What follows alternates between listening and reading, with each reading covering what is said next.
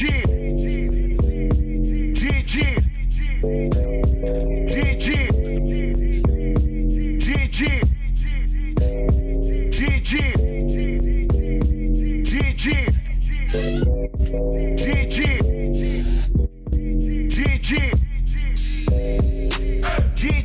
am George Moore, Willie L, Chris White, Britannica, DJ. We all dinner at the Roundtable Podcast. Welcome to Dinner at the Roundtable Podcast with DJ John DeLar, Nelly Nell, Chris Ryder, and Bodega the DJ on the ones and twos. Your source to knowledge. Follow them on Facebook and Instagram at Dinner at the Roundtable. DJ.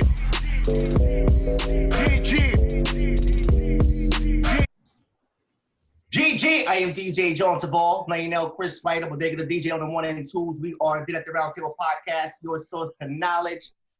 Our fourth virtual podcast episode, right? Yes, yes. This is our fourth episode, definitely. Yeah, man. So, man. Keeping it consistent right now still, you know what I mean? Yeah, but, man. Yeah, man. What's going on, though, man? What's going on, bro? Hi there, New York, and to our listeners throughout the world. We was looking at the statistics the other day, man. We got people from Guatemala tuning in. Shout out to Colombia. Guatemala, man. We international, baby. Almost 3% of our listeners come from Guatemala. I'm like, okay, whatever. Man, that's what's up, man. That's I work with a chef that's from Guatemala, so I was so he's probably one of them. the other day. Oh, so he probably spread the word. He spread the word over there, I guess. I was like, yo, chef, you know, we got a lot of listeners from your country, you know. It's like, yeah. Man. Yeah, man. But listen, man, that's dope, though, man. We're growing. We're just gonna expand more, man. You know what I mean? But yeah, man. Tonight's main topic, man. Police brutality. You know what I'm saying? It's something that's definitely has been happening. I mean, throughout history, but even more so now. You know, with this quarantine that's still in effect. You know, but it's gonna be the main topic, man. But as we always begin, the current events, though, man. What you guys want to start with, man? Current events, man. Let's get into The Last Dance. For those who don't know what The Last Dance is, it's a documentary on the 30 for 30 ESPN documentary portion of. How many episodes is that, by the way? Because, by the way, I want to just inform the audience. I haven't watched not one episode of it, but how many? How many parts is that? It's a 10-part series, which The Last Dance is basically based on the Chicago Bulls. Their last dance was actually the reason why it was named like that was because Phil Jackson actually had a playbook called The Last Dance because he already anticipated that would be their last year. So they used that playbook that he created to basically make the name for the documentary, and they touch up on like The Last Dance, which is the last rodeo for them in 19. Right. The last time they won the championship, their last season being the championship Bulls, but then they go into basically recapping the Michael Jordan era from the very beginning, North Carolina, his childhood, up until he made it to the NBA, and how his struggles before he became a champion. And they also go into individual players too. They're going to a little Scottie Pippen episode, Dennis Rodman episode, and a lot of behind the scenes, right? A lot of behind the scenes. They have a lot of one-on-ones with ownership, with management, which you hardly ever see. Friends and family, other NBA players, so they journalists who were popular. Myra Rashad was one of them. For sure. He's very close to Michael Jordan. Yeah, and it was a great documentary overall. Chris Ryder, you could probably touch up a little bit better on it. Well, before you do that, that's a great marketing strategy as far as putting it out now in the time of quarantine where everybody's home. So, like, people that didn't grow up watching Michael Jordan can actually see who he was as a player. But yeah, go ahead, Chris. The documentary was actually supposed to come out during the NBA Finals, but they ended up opening it up because of the quarantine to give people, sports fans something to think about. But you know what I realized watching the Last Dance was that MJ, everybody always thought it was Pippen, but he actually had his own version of the big three, if you think about it. Jordan, the scorer, Pippen, the facilitator, and you had Horace Grant doing the first three as the enforcer, the rebounder, the defensive presence in the paint. And Well, then I mean, Dennis Rodman in the third one, in the second one, who took over Horace Grant's place as that. So, it just it just reaffirmed to me why Jordan was so great.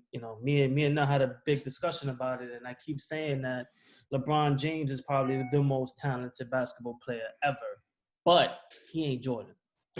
Okay, gotta make sure you end that. He's ready. He ain't Jordan. That's Lamar's face is like, come on, man. He ain't Jordan. And people will be like, oh, you talking about Jordan was the most, this. But Jordan was one of the most talented individuals ever, but nobody is 6'8" who could score like Jordan, who could pass, who sees the floor. Like Jordan, you said, or like LeBron?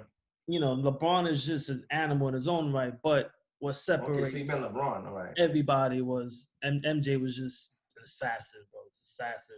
Like, there's a story about, like, when he first came back, they were playing a playoff game. So one of the dudes was like, oh, 45 ain't 23 no more. Because, Jordan, he spent a year in baseball, so his body wasn't adjusted to the grind of basketball. Basketball is probably one of the most grueling sports ever if you ever played it. It's like very close to soccer. You can go sometimes 5-10 minutes without stopping. As baseball is more of a thinking man sport. Basketball is more physical. So Jordan, he was going through his motions. He was, starting to get back. So one of the dudes was like, you ain't 45, ain't 23 no more. So Jordan was like, word? I got something for you. Came back the next game, wore 23 and dropped 55. Against the Knicks? Nah, it was against, I think, the Magic. The Magic? I know he dropped 55. He was like, he went first game. Wow. Yeah, because I was told, like, you can't trash talk Jordan. Nah, you can't. He was like, he couldn't. And he was just like, 45 was like a way for him to escape because, he retired the first time. People thought that it was because of basketball. I mean, it was because of he wanted to play baseball, but he retired really because he couldn't definitely die. His father got killed that year. Dad, it was too much for him. Definitely. So he had to walk away from the one thing that connected him because his dad was always there during that time. Yeah, for sure. Definitely. He was really emotional even when he came back because then that first championship that he won in 96? Father's Day, he was like ecstatic. Crazy. Because they lost, that year that MJ first came back, and then Jordan made Space Jam. And then you see the actual, like, how he made Space Jam that summer. And he used Space Jam as a way to train. And he would bring, like, other NBA players in, and they'll play, like, pickup games all summer long. And everybody was there. Reggie Miller, all the big names in the 90s was there playing. And that's when they came back and won 72 games. Jordan wasn't playing with nobody. And won the title. Let's get that right, too. And won the title, yeah. Yeah, there's no point in having the best record in the league if you ain't gonna. You go 82-0, but if you don't win the chip, those 82 games don't mean nothing. That's why I'm saying. Yeah, man. That's why I'm big on that whole like new concept, like that. Like our school system has, like, or even like in sports in general, like with kids. Yo, Jay, you starting to sound like Jeffrey Empire, bro. Oh, you can hear the sounds. My bad. They start to fucking give like trophies to even the losers. Like, who does that, bro? Like, you taking it away from the competitive nature. Like, the whole point of playing a sports game is what? To win. Two people play each other to win, right? That's the whole time. That's the whole thing about sports, right? Any team sport or just individual sport, you play an opponent is to win, right? That's basically the. Well, that's the end goal, right? Is to win. Yeah. So, but just to touch up a little bit on the Last Dance situation. So the first episode was the Last Dance, the Michael Jordan project. The Michael Jordan project was when they touched up at the beginning, early stages of his life, how he actually became a basketball player. He used to actually, and this the whole gist of who Michael Jordan was from the very, very, very beginning of time, basically, of his time when he was like basically a kid, right?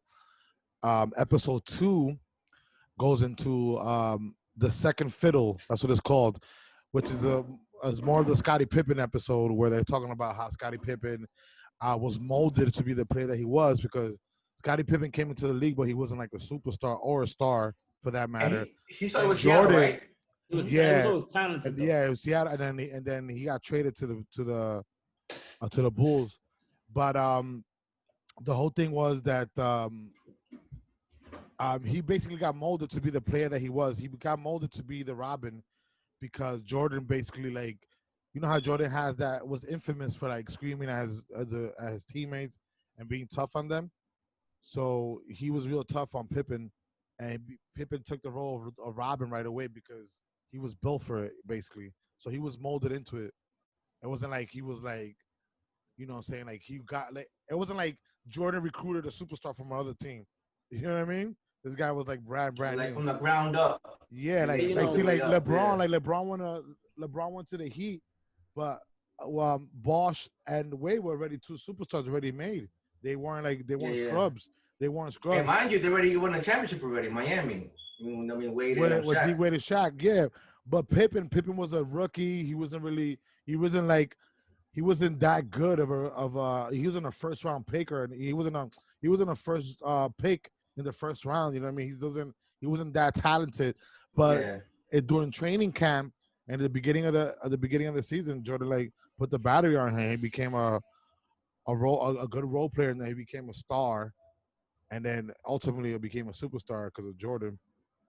But yeah, so that's episode number 2. Episode number 3 was a Dennis Rodman episode, which that shit was insane. I can only imagine. Yeah, that was one of my favorite episodes because they go into depth, like as far as like his situation, his background, and how he helped the Bulls the second time around. Because remember, the first three championships the Bulls won was practically with a whole bunch of scrubs. Let's be honest. Well, let's be honest. Yeah, B.J. Armstrong. Fucking all those guys, you know, man. They were built around Jordan, though. That's the thing. They were, yeah. Yeah, exactly. but they weren't like an onslaught.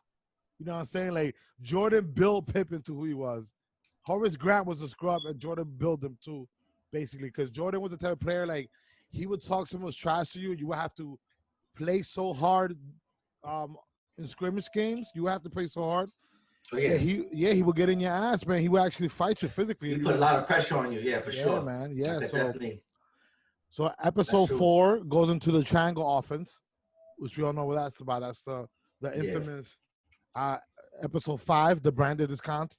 The branded discontent. This is how the whole world became aware of basketball more because basketball internationally, we were getting our ass whooped internationally in the Olympics, and the United States government and the Olympic team committee actually went to the NBA, and Jordan was a big brand because of the championships, the championship in 1991 and all his Nike revolution. He basically made Nike who they were.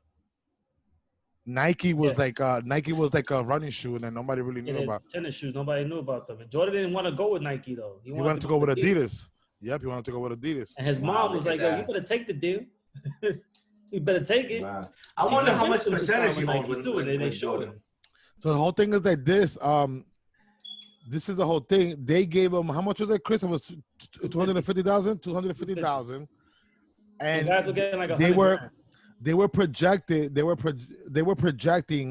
that within the next 3 or 4 years they were gonna make like 4 or 5 million off the sneaker, bro. This first year they made 150 million. Wow. So they went back. Jordan killed it. Yeah. So yes, and they went back. They went back to the negotiate the terms, because I mean this guy like superseded like the profit margin by 300%. Yeah. So episode 5 goes into the dream team. Had Jordan fucking oust Isaiah Thomas. He didn't want Isaiah Thomas. That was sick. That was messed up. So that wasn't just Jordan though. Jordan. Yeah, everybody. But Jordan was the one that was a determining factor, because he stood up and said, you know, listen, he's had issue with Magic. He's had an issue with Bird. He has issues with me. He's had issues with a lot of superstars that are coming to the Dream Team, and we don't want to disrupt the vibes there, you know, because Isaiah Thomas I mean, Jordan was the only one who had the balls to go out there and say he didn't want Isaiah on the team. That's what it was. And the team basically was built around Jordan because Jordan was the one that the NBA came to. So, listen, man, we're getting our ass busted globally in international basketball, and we need to get professional athletes from the U.S., from the NBA to play out there because we're being embarrassed. We're getting scraped. So, there was like a pride thing. So that's one of the reasons why Jordan became a global international influence because he showed the world like who's the best player in the world and who the best country is in the world in basketball. The people. Well, yeah, because the NBA is the highest level of basketball. Exactly, and then the USA being where the NBA is at, that we run the shit. You know what I'm saying? Before it was just college players, right? That were college in the players. Olympic. And they was getting scraped, so they started using professional players because other countries are using professional players. So you know what? Fuck it. So now you're having grown men play against still kids, pretty much. No, you had grown men versus kids from the USA, basically. Yeah. So I'm saying, yeah. Yeah. So wow. Yeah. But that dream team, to me, that's the best team ever assembled, man. It was. To this date, I don't think there's no team that's have been better assembled than the first dream team. The 2012 Olympic team was good too, but the dream team, it's called the dream team for a reason. You know what I mean? Like, right. You had the best of the best ever to play the game in that shit. 2012 was a great team too, but I don't think so, man. These guys had it. You just Bird and Magic and Jordan alone, all them three together. Yeah, I mean, just saying Bird and Magic right there. I mean, David Robinson. You included Jordan. Yeah, David Robinson, Patrick Ewing. He would forget about also Barkley, Karl Malone. These are guys that you're talking about the top 15 best players of the NBA were on that shit. Right. Absolutely. But not only the NBA, but ever. Ever, yeah, in the history of the NBA. It's not even like then, it was ever. Period. And they had such a chemistry as a dream team. Like it wasn't like they were all friends. They were all friends. All of them had a chemistry, man, which made it so exciting to watch them play all the time. And that was the huge difference that Jordan was like, look, we all compete against each other. We all when we're on the court, we go for each other's heads. But with Isaiah Thomas, it's something personal because he doesn't apologize. He doesn't like pat people in the back after things. Like he just walks off the court. Like, well, that's what happened. That's what they allegedly said that he refused to shake their hands after they lost the title. Exactly. The finals. He claimed that everybody else did it too, so that's what they did. It was like a passing of the torch, but he was just a bitch. That was it. Yeah, but the whole thing, that's the reason why. Like Jordan was like, listen, all of us were competing against each other. When we were on the court, we were enemies. But right after the game, we would say, hey, good game. I'm sorry, whatever. Bygones be bygones. But Isaiah Thomas never did that with any of them. So he had like a personal one-on-one with all of them where they didn't like him at all individually. So individually, he had a situation with Magic. He had a situation with Bird. He had a situation with Jordan. He had a situation with the mailman. So it's like everybody did not like him. So it was like, you know what? Why have him on the team? He's going to fuck up the vibes, I mean, that would be interesting, too, to see how that would have played out if Isaiah will play with Jordan. But they did play together in the All-Star. The All-Star, yeah. That's different, though. That's not like they chose. It's like, it's not, they didn't choose it. No, but I'm saying that they have played together before. But, meaning that it's like, it's not the first time. No competition behind it. It's like, well, that was episode 5, the Dream Team. They go on how the NBA became a global sport in this case, like more than before, and the NBA actually became the number 1 sport at that time. The NFL, the NFL is the biggest sport now, but at that time when Jordan was around, and especially during the Dream Team situation, the NBA took over the ratings for until Jordan basically retired in 1999. 2000. Absolutely. But no, I want to say this though. NFL is only number 1 right now because Tom Brady's still playing. Once Tom Brady hangs it up, we're going to see who's going to.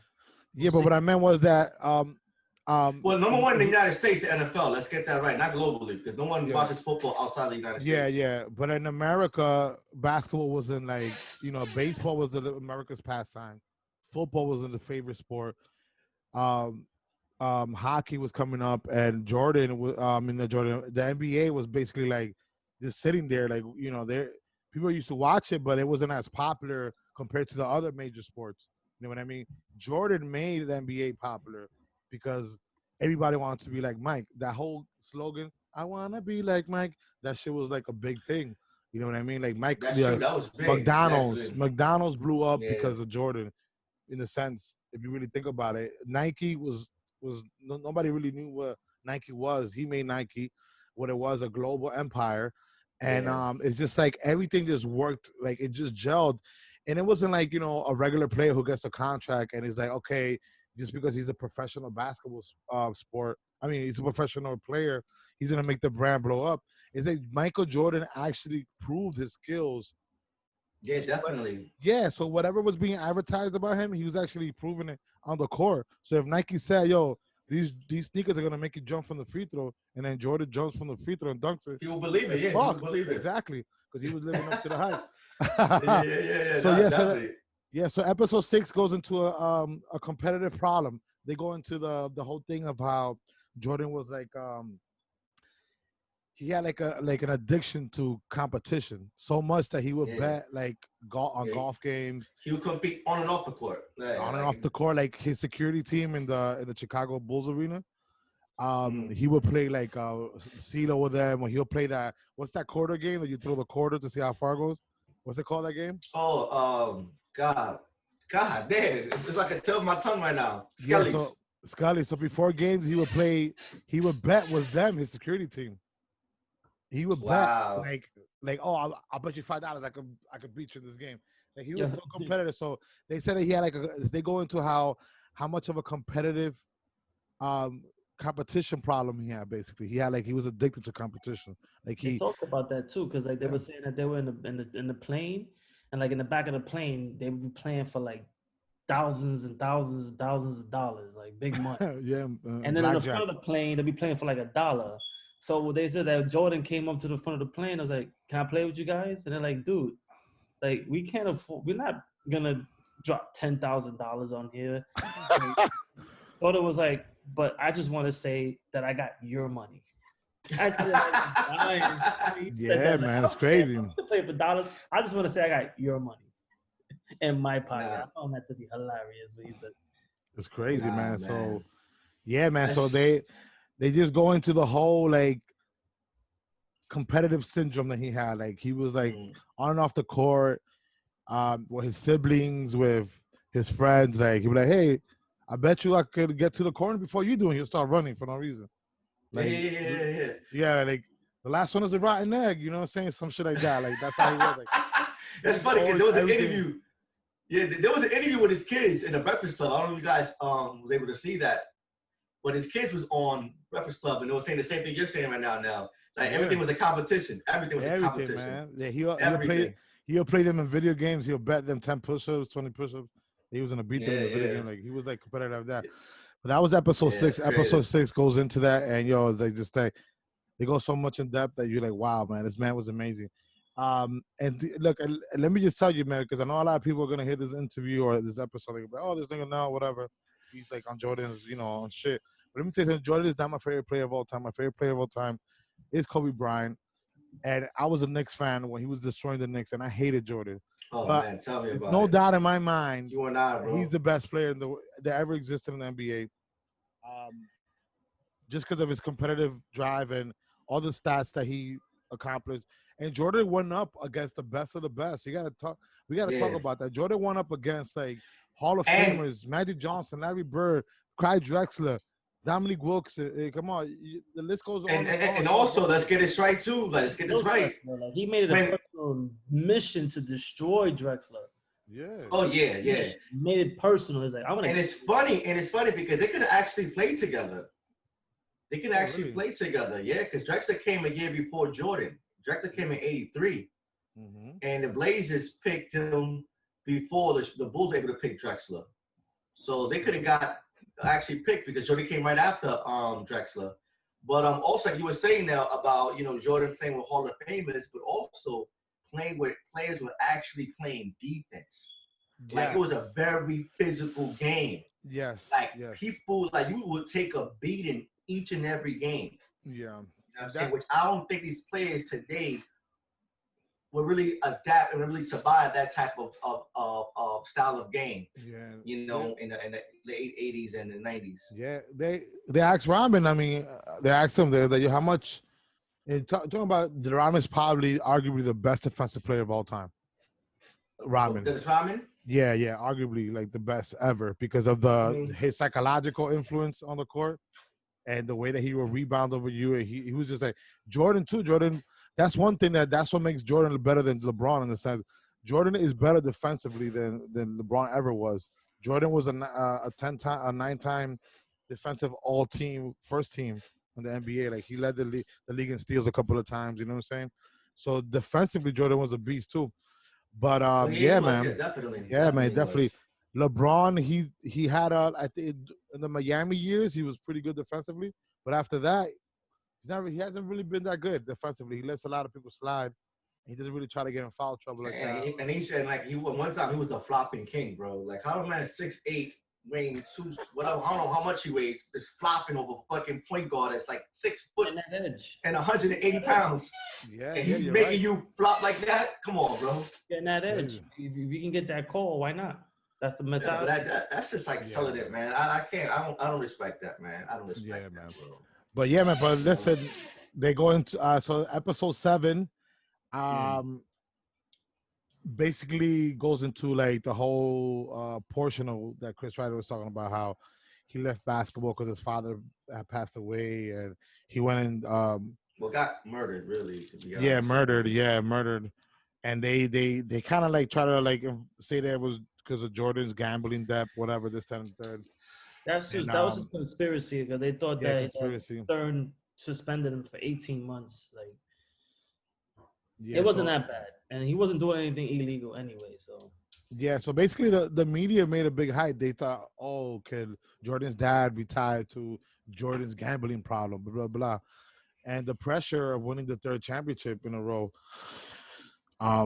was insane combined with that. So he decided just to get away from basketball. His dad had died, you know, and it was like, it was too much for him. So he just left. And a few months later, he was in the Chicago White Sox training camp because the Chicago White Sox management and the Chicago Bulls management, they were all partners of the same group of the owners. So it was easy for him to transition over. They put him in right away and he went to AA baseball, and his competitive nature was so crazy, man. He just kept on practicing. Imagine he hadn't played ball since he was 17, baseball. So but that was his first sport, was baseball. That was his first sport, but the last time he played like competitive, like it was like baseball, 17 years old, guys. He was 17 years old, so now he's like, you know, like 10, 12 years and mind you, did they talk about when he got cut? As far as like when he first tried to play basketball from high school, he actually got cut. Yeah, he got cut. Yeah, they spoke about that. They got cut. How he came home crying, and his dad told him to forget about basketball, just stick to baseball.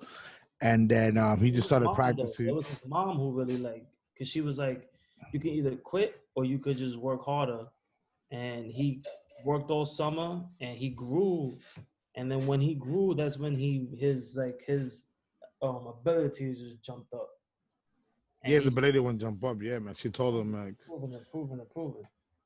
And until he was just killing everybody basically. But you know, that's what makes him the GOAT. It's not that his talent, sure, but Jordan just had that drive to be best. And if, you know, he was told no, he was going to make sure. You know, that's the difference between him and LeBron, is LeBron doesn't have that mentality to find it more. You know, like LeBron is content sometimes at where he's at because he knows he's talented. Jordan was never content. He knew he can always get better, and he found that way to get better. Mm-hmm. Absolutely. I agree with that. I agree. Yeah. I was an animal, man. Like this documentary me just reaffirmed to me what I've been saying about Jordan since the beginning. He was every bit as talented as everybody else in the field, but what separated him was his desire to be better than you, regardless of whether you were talented or not. He was just so determined. Like no matter what. Yeah, no matter what. You're right. He was no matter what. Against all odds, man, basically. Yeah, man. And Jordan, man, honestly, when he retired, every single Knicks fan was up and yelling and screaming, yo. It's like, yo, we finally have a chance to win a chip. Jordan retired, yo. Ewing was old already, man. Ewing was broken down. He wasn't. There's an episode, Jay, that you would love out of the 10-part episodes, 10-part episode of this documentary. There's an episode where they go in on the whole Knicks and Bulls rivalry. That was a big rivalry, though, man. Yeah. That was huge. How Jordan, I used to watch that shit. Yeah, go ahead. Yeah. How Jordan was like that. The Knicks were like the new bad boys of basketball in the 90s. In the 90s, they were the new version of the Pistons. Had a good squad. The Knicks had a good squad. Charles Oakley, Mason, Starks. Oh my Derek God. Harper. We had Mark Jackson too before they brought up Doc Rivers. Like, yo, man, we had a squad, bro. That's the best assembled Knicks team in history.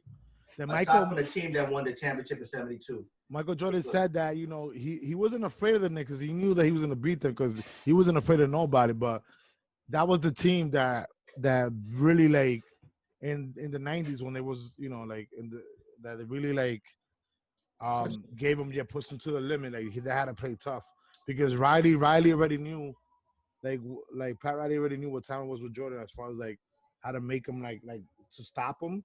Just make him, just don't let him drive to the hoop, basically. But then Jordan was such a good perimeter shooter, too, that it was like hard. Man, he did it all, man. He did it all, bro.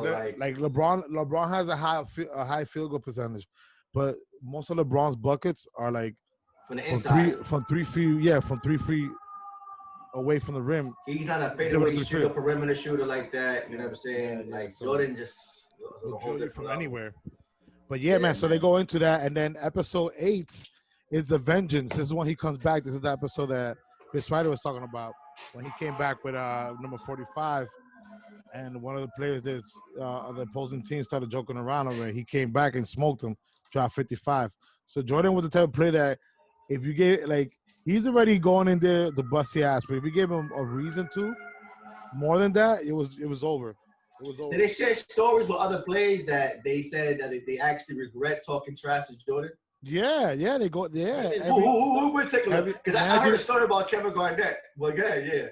Magic Johnson was one of them. Larry Bird. B.J. Armstrong.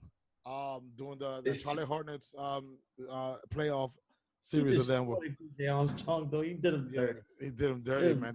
What did he say? So you know, B.J. Armstrong was part of the first three-peat, so he knew, like, how the Bulls play. Like, he knew about the triangle. Oh, when he played with okay, I got you. All right. So when Jordan came back, on their first run to the championship, was it the first run back? Was it, Chris, in '96? In '96, when he came back, they ended up. It was '96. I know they played. Who they played? The Hornets. They ended up facing the Hornets in the playoffs, and that's when they had Alonzo Mourning, right? Yeah, Alonzo Mourning, Larry Johnson, B.J. Armstrong. And B.J. Armstrong went on, like, he went on a crazy streak, like, scoring. He was talking mad shit. And the next game, fucking Jordan was like, "Yo, I'm a smoker, man. I'm a smoker." Jordan came back. He said, Jordan, like, if you're gonna talk shit, you gotta talk shit after the series. The series is over. Oh, man. Talking shit. It's only one. That's crazy. As you say that, it reminds me of, I don't know if they actually put it in the documentary, but Kevin Garnett had a story. I saw this a while ago, though. It wasn't something that, you know what I'm saying, came out just now. But Isaiah Ryder, I don't know if you guys remember Isaiah Ryder. Isaiah Ryder, hell yeah. Yeah. So J.R. Ryder's a rapper. You're talking about Isaiah Ryder? No, right? it was J.R. Ryder, but then he changed to Isaiah Ryder. Okay. So he was on a roll. Like, he was just, I think he was dropping, like, I think he had like 30 plus points, and Kevin Garnett was just talking shit to Jordan, like, "Yo, yeah, keep going, Ryder. Keep going. He can't guard you. And Isaiah Ryder's like telling Garnett, "Nigga, you better stop." Stop. Listen, don't listen. Jordan, pay him no mind. Okay? I'm just trying to play my game. That's it. Leave me alone. The mess with this man. Yo, Jordan went crazy. That goes into that same thing was that they went, because they go back and forth through the documentary, which is cool, and they give examples. So there was his rookie, right? He dropped like 37 points. Yes. That game. He had a bad game. Who's that rookie's name? Who? From the Bullets, right? Was it from the Bullets? Yeah, it was from Washington. Yeah, he was from Washington Bullets.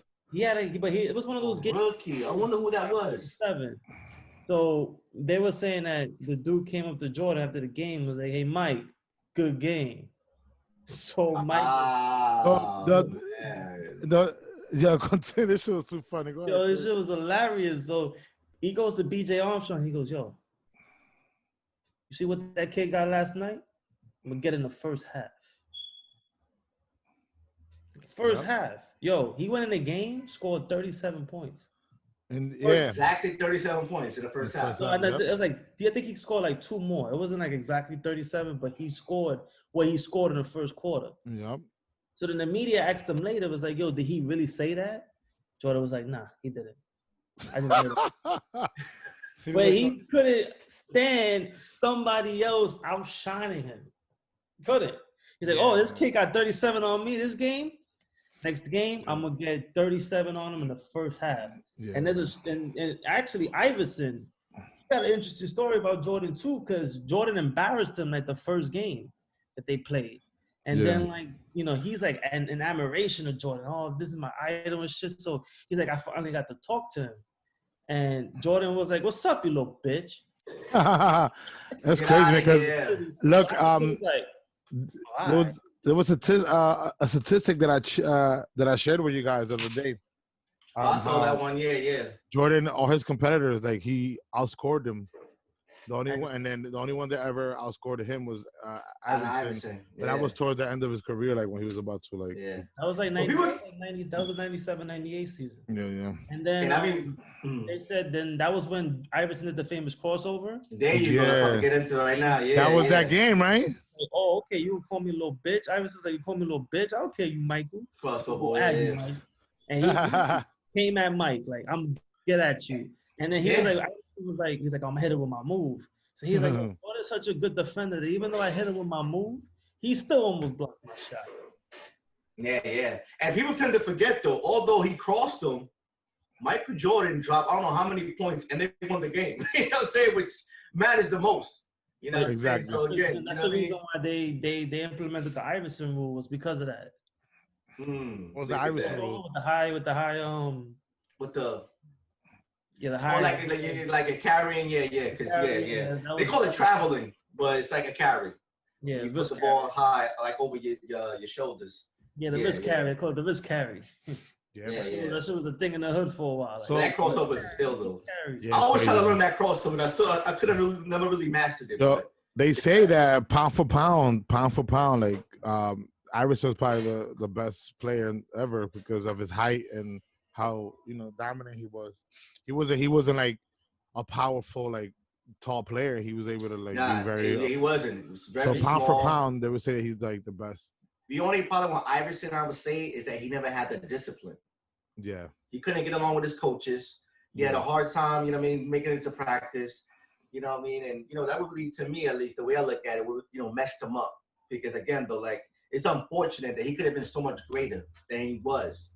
And it wasn't due to injuries. It's because of his behavior. You can never sit there and say Iverson never gave it 100% when he was on that court. You can't say that. Yeah, for sure. No, definitely. Iverson says it too. It's like I might have missed practice, but I put everything on the line. But I remember, when they faced the Lakers in that finals, they did like a projection of him. Of like, you was playing the piano or the fuck. A body image of him, and they show like what he was going through during the season, and this dude had like so many injuries, it was crazy. He's still smoking the Lakers. Man, he was taking a beat practically by himself. Beat team, like I could even like crazy, bro. I think he dropped. What he have is like 40 that series. And the Sixers didn't even have a good team, man. To be honest with you, like they didn't even have a good all-around team. I think the next best player was Aaron McKee. It was right. It was like role players, but it wasn't like other teams that made it to the finals, man. So that just shows you how good Iverson was, though. Yeah, he was. You know what I mean? He was very talented. And then just to end up the whole Last Dance thing, because we got like We've been in it for like a little Yeah, while. yeah. Now. Let's wrap this up a little bit. The Last Dance, the last 2 episodes, 9 and 10, just go into the last 2 seasons where they faced off with the Jazz, and then they go a little bit to like how that got developed. Like So let me ask you this: the Last Dance, the whole Last Dance theory, how that got developed, and they went into like the whole psychic of how determined the Bulls were in general as a team, coaching staff, managing staff, owner staff, like just like the owners and the management work, they had like that same mentality too. Like, gotcha. When and one of the reasons why they had that mentality was because Jordan gave him no choice from the very beginning. Like Jordan was upset at one game when he was younger that the coach wanted to toss the game because they wanted them to tank that season so they could get a nice pick the next season. He was like, nah, man. He got mad that and by luck, I forgot who was it. A player that was playing with him, he dropped a shot and they won by mistake. And Jordan was like, but he was still upset at the fact that management and the coach, like, they weren't understanding that. Like, he never. Who's the coach? What do you mean the coach? The coach before Phil Jackson won in the early years. Okay. It was Phil Collins, I think, right? No, it was another. It was before Phil Collins. No, it was Phil Collins. Huh? Right before. Right before. Well, I knew he was upset. Oh, Doug Collins, you mean? Not Phil Doug Collins. It's Phil Collins. Phil Collins. Phil Collins. I was like, what the hell? Isn't Phil Collins fucking singing? Like, he coaching ball? Wow, I know that. Doug Collins. I think it was Doug Collins, no? It was right before. Well, anyway, he was upset at the fact because Jordan's competitive nature wouldn't let him lose a game. Like, it didn't matter. Yeah. He didn't want to tank. And they ended up going to the playoffs because of that game that they won. And Jordan, he was upset, though, at management and coach and the coaching staff that basically they were going to tank. Like, he didn't understand that concept, how you're going to lose a game. Like, it didn't make any sense to him because that's how competitive he was.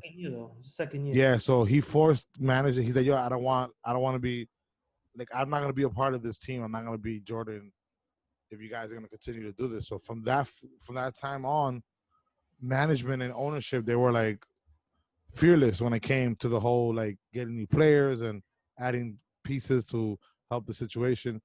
And, you know, Jordan kind of pushed him to do that in that sense. Like, he told management, listen, if y'all want me to stay here, man, y'all better do your fucking job. I'm here to win.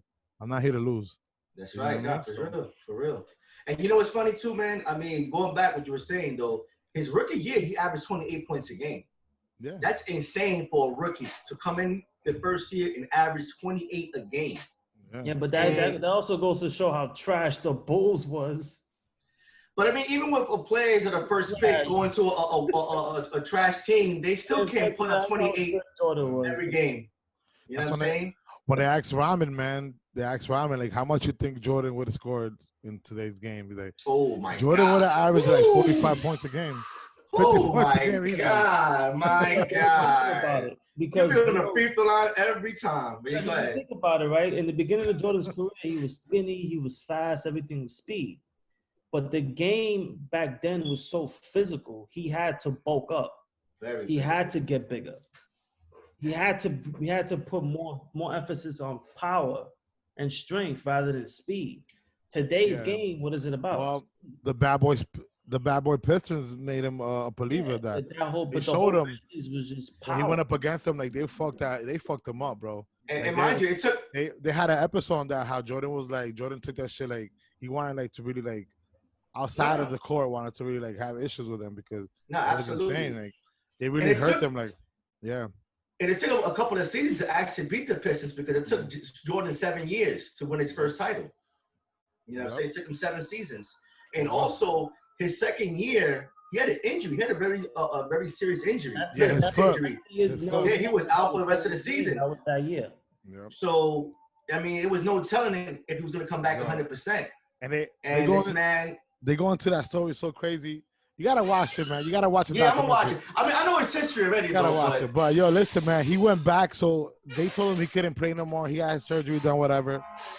And then, like, he told he wanted to go back to North Carolina to, like, pick up credits, whatever, to study supposedly. But it was all a plan that Jordan had to end up practicing there on the low without the Bulls knowing. He was playing ball on the low over there, and the Bulls didn't know, and that, like, kind of helped him develop his foot to, like, being better quicker, and he was able to come back off the DL list quicker. Yes. Wow. Crazy. And it's insane. So he didn't let that shit stop him. Like he actually made the pain like integrate with his injury and just said, "Fuck it." Like I'm just gonna live with this shit. Cause Did they speak about how if he had a chance to assemble his best starting five, who would that be? I don't think so. I don't think they asked him that, Chris. Right? No. They didn't ask Jordan that. Because I know what they asked him in an interview, and he said if he had to pick a starting five to play with, it would be Magic Johnson himself, obviously, James Worthy, who actually played in North Carolina with, Hakeem Olajuwon as the center, and Larry Bird. Yeah, that would be his five. That would crazy, man. That would be a crazy. But to go back on what they were saying about like Dennis Rodman about what Jordan would have did, what I wanted to finish was that he would have instead of bulking up, he would have just emphasized speed, and he'd have probably averaged 40. Period. Yeah. Jordan would have definitely. He's the best offensive threat ever in basketball. And he'd have developed that 3-point game. He'd have for sure, without a doubt. And I mean, Kobe was like right there with him as far as offensive threats because Kobe could drop 80 on you like nothing, like 70, like same way. He's done it before. He actually dropped 80. He actually did. So he dropped 81. And then he dropped 81. They took him out. They took him on the three. Like he didn't play the whole fourth quarter. He could have probably beat. He would have won over 100. Actually beat with Chamberlain Bucket. He actually could have beat. I would have let him. If I was his coach, I would have let him. Hey, go ahead, man. No, but in the documentary, they go into Kobe Bryant on it. They go into it. He's in it. Yeah, they did. He's in it. Yeah, they talk about it. A little bit, and he's just like, yo, who's this young pup? Oh, yeah, remember? And the All-Star game, they listen, man, I don't know, because that was Kobe Bryant's first All-Star game.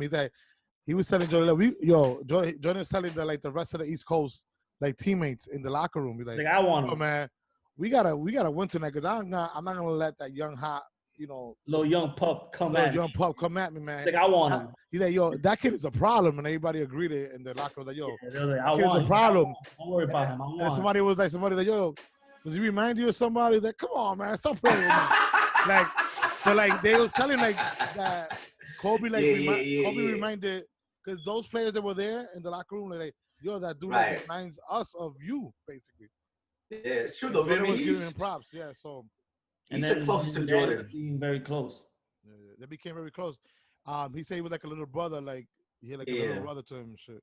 And for Kobe, he was like a big brother. And that same mentality, that same competitiveness going in the court, you're all about just winning. That's it. You know what I'm saying? Man. To the end. But but the Last Dance, man, I suggest you guys, especially the newer generation that never saw Michael Jordan play, should watch the documentary.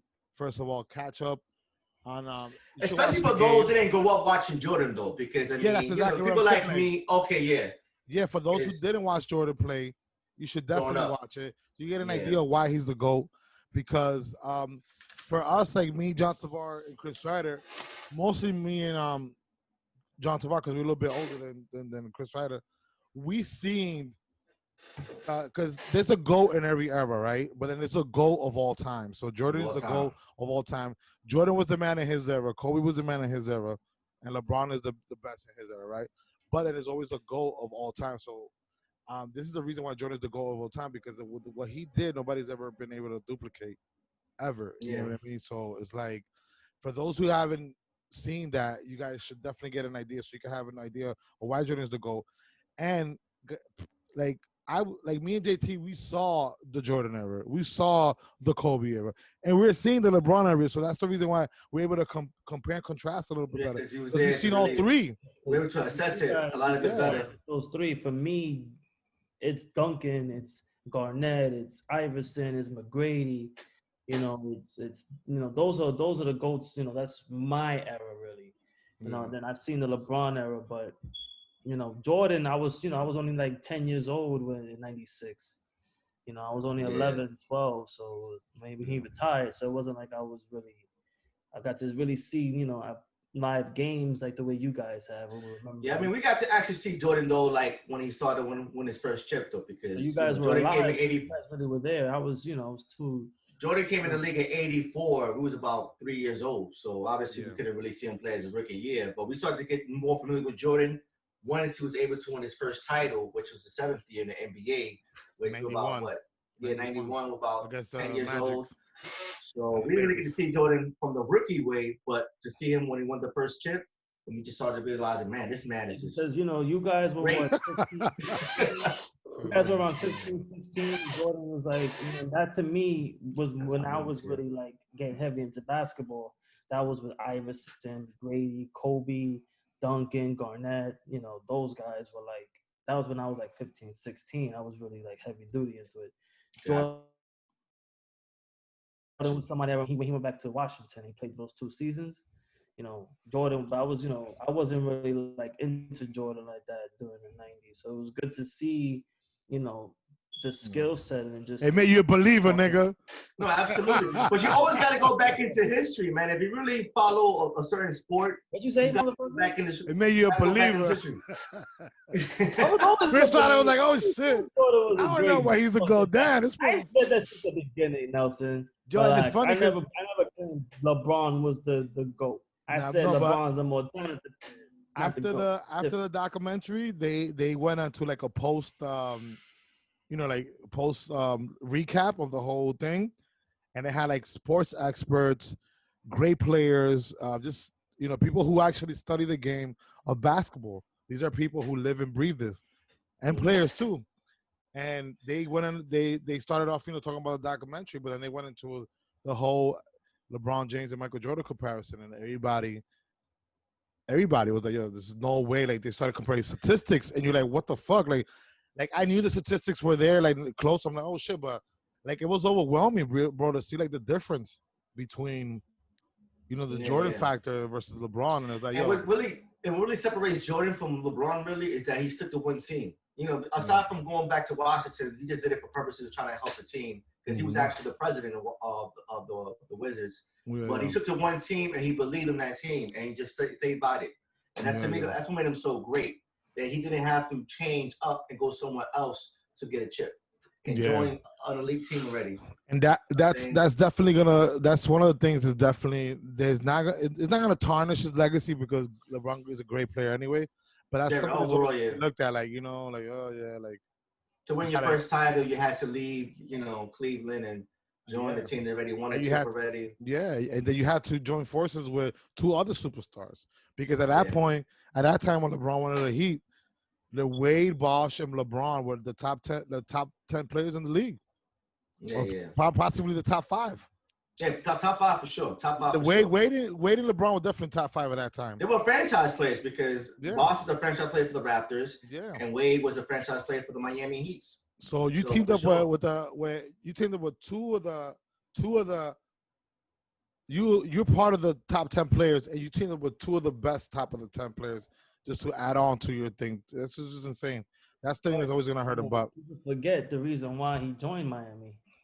It's to get past Boston. Boston was Detroit in the 80s for Jordan. But Jordan never switched up, bro. He stayed there, and he stayed there. And mind you, Cleveland had a good team though. Like they didn't have a scrub team. Like they had some good, solid players. They just couldn't win the title in Cleveland. Yeah. What? They just had to go. After he left Cleveland, they like won 20 games. No, a lot of players left. He had a lot of players left, but he had like a good supporting cast as far as role players. Yeah, he did. Same to me, he did. That roster. I think he left because Delonte West is fucking his moms. I don't know. It was crazy. But that roster was the same when he left Cleveland the first time. Yeah. The center left. The center was pretty good. I forgot his name. He had like a weird last name. It was a European player. He was really good though. Yeah. He was actually very good. Yeah. Forgot the other players, but they had a good, solid team though. Sabonis. No, that was Portland. Sabonis. Yeah. I got the other guy's name, but he was good though. He was a good center. No, but remember you had another Sabonis that played in the NBA too. Not the Sabonis that you're talking about. Oh, okay. It's 2 Sabonis's, remember? But it was I don't know if it was Sabonis though that played for Cleveland though. That for sure. It was another last name. Forgot what it was, but he was good though. Yeah, man. But listen, man. But y'all, let's take a little break and we come back with the police brutality. And we'll be back in because we went 2 ahead though. We want to talk about the versus battle, but we say that for the next podcast episode. That means it's going to be a lot more battles coming up, so we could definitely say that for the next one. Okay, baby, for sure. All right, guys, so we'll be right back, man. Dinner at the Round Table podcast. You already know what it is, man. We're in the building. Shout out to Chris and his meats shirt. guy's dedicated, bro. Like he's man, listen, man. Relax. Yo, and he's running a meat dispensary out of his crib, man. Somebody went and picked up 100 pounds today with it. Hey, Tell him.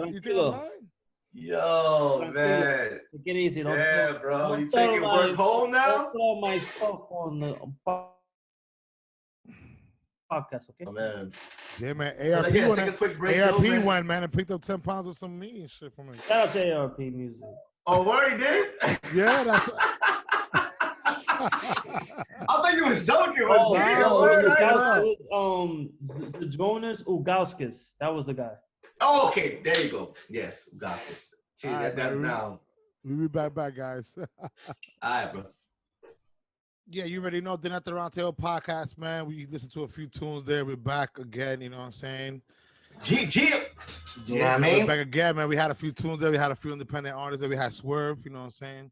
Oh, shout out to Swerve, man. Shout out to Swerve. Killing it with those records. We also had Tali Goya from the trap Latino genre, you know what I'm saying? Absolutely, man. That's definitely, man. And the Butcher has disappeared. I don't know where the Butcher's at. I don't know where he's at. He'll be back. He'll be back. He's probably slicing and dicing his whip. Slicing. Oh, man. But no, man. Listen, main topic tonight, police brutality. You know what I'm saying? Again, though, it's been an ongoing issue. But especially right now, during a time of quarantine, a lot of things has been happening as far as with the police and civilians, especially people that look like you and I, unfortunately. Let's talk about it then. I mean, when Chris Ryder comes in, he could definitely, chime in and, talk about, his point about police brutality. Absolutely. And listen, man, it's been an issue countrywide, but mostly in obviously populated cities where we're not the minorities, you know what I mean, where we're the majority. For instance, in New York City, like we Latinos and Blacks, we're the majority. We make up more population-wise than they do. And it's just in New York, for instance, there's been a couple of instances the last couple of weeks where the cops have overreacted and they've hurt civilians doing incredible, like, aggressive things for no reason. Taking the social distancing issue, which is not really a law yet. It's not a law. They've taken a social distancing issue and they've just gone like rogue with it, like insane. Like there was this one cop. There was a group of cops. I don't know if you know that this particular incident that I'm speaking of. It was like it went viral. There was this one cop. It's four of them. They just pulled over. There was this guy sitting in front of a store. He was there like talking to this girl, and then all of a sudden they hemmed him up because he wasn't like. That's what happened in the Lower East Side. Lower East Side, yeah. He wasn't like too close to the person. He was too close to the person, and they got into a little shoving match, and it was like. The cop, like, he went ballistic. He went after another guy who had nothing to do with it, just punched him in the face, knocked him out. And it's like, man, these cops that end up having those aggressive situations, they have a history. They have a history of brutality. When they looked into it, Francisco Garcia, which is the name of the officer, he had a history of a lot of cases against him, a lot of settlements too that the city paid out because of it. Definitely. And the funny thing is, the cops want to like treat, we're at the end of the day, we're the ones that pay their salaries. You know what I mean? Yeah, I mean any public employee is paid by tax dollars. Yeah, and guess who got some paying that settlement? It's our money. So tax dollars, yeah. You're beating us. So that's, I mean, at the end of the day, maybe that's the reason why they don't care. Because you know what? They're paying for it. Because they're going to be protected by, the city. The city's going to protect them. Yeah, but the money's coming out of our taxes. So it's like. I know what you mean. So for them, it's like, okay, why not fuck them up? They're going to have to pay for it anyway. But the whole thing it's been insane, man. But I definitely think police brutality is a big issue. Primarily, the NYPD and the LAPD have been historically very abusive and very corrupt. Okay, So see, absolutely. Absolutely. And you're right about that. And when you said the word historically, that's just like bing, bing. yeah, That's one thing that we really got to understand the history behind this, because to really understand, police brutality, you got to really understand the origin of how this even came about. And, when you think about, the way we live today, it really stems off of the building of this country when it first was established. Because again, though, this is basically a psychological issue, really. In actuality, it's really a psychological issue where these people that are put into a position to protect and serve the general population, they're not really conditioned to actually serve the population. They're actually there to protect who put them in that position. So, when you look at it from a historical standpoint, you know, um, you know, it's all a psychological issue. And it really stems from the early economic practice of namely bringing the African slaves, where, one is more superior than the other. Because really, you think about racism started with classism. Because remember, the first people that were brought here to really work as indigent servants were poor white people first. It wasn't until afterwards they just started, bringing in Africans and to replace the indigent servants, so they could actually be slaves forever. Because indigent servants, the way it worked is basically you sign a contract with whoever, who owns you for that particular amount of years. And once you're able to commit those years, then you become a free person and also get to actually own some land. So, again, though, we look at the historical standpoint, you get a better understanding of why we are the way we are today, and it really stems from a lot of history, man.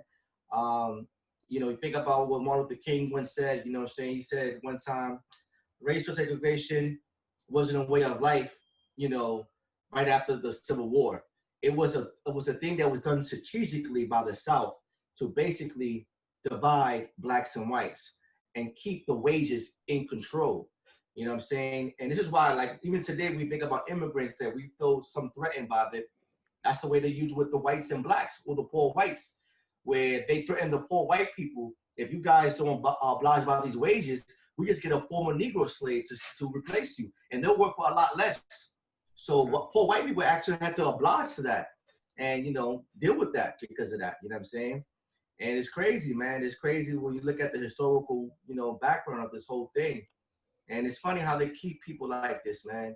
It's crazy, man. And one thing I always say about, economics, man, everything stems down to economics, man. It all boils down to that. They pay people enough to not quit their job, but at the same time, they don't pay you enough so you can come back to work.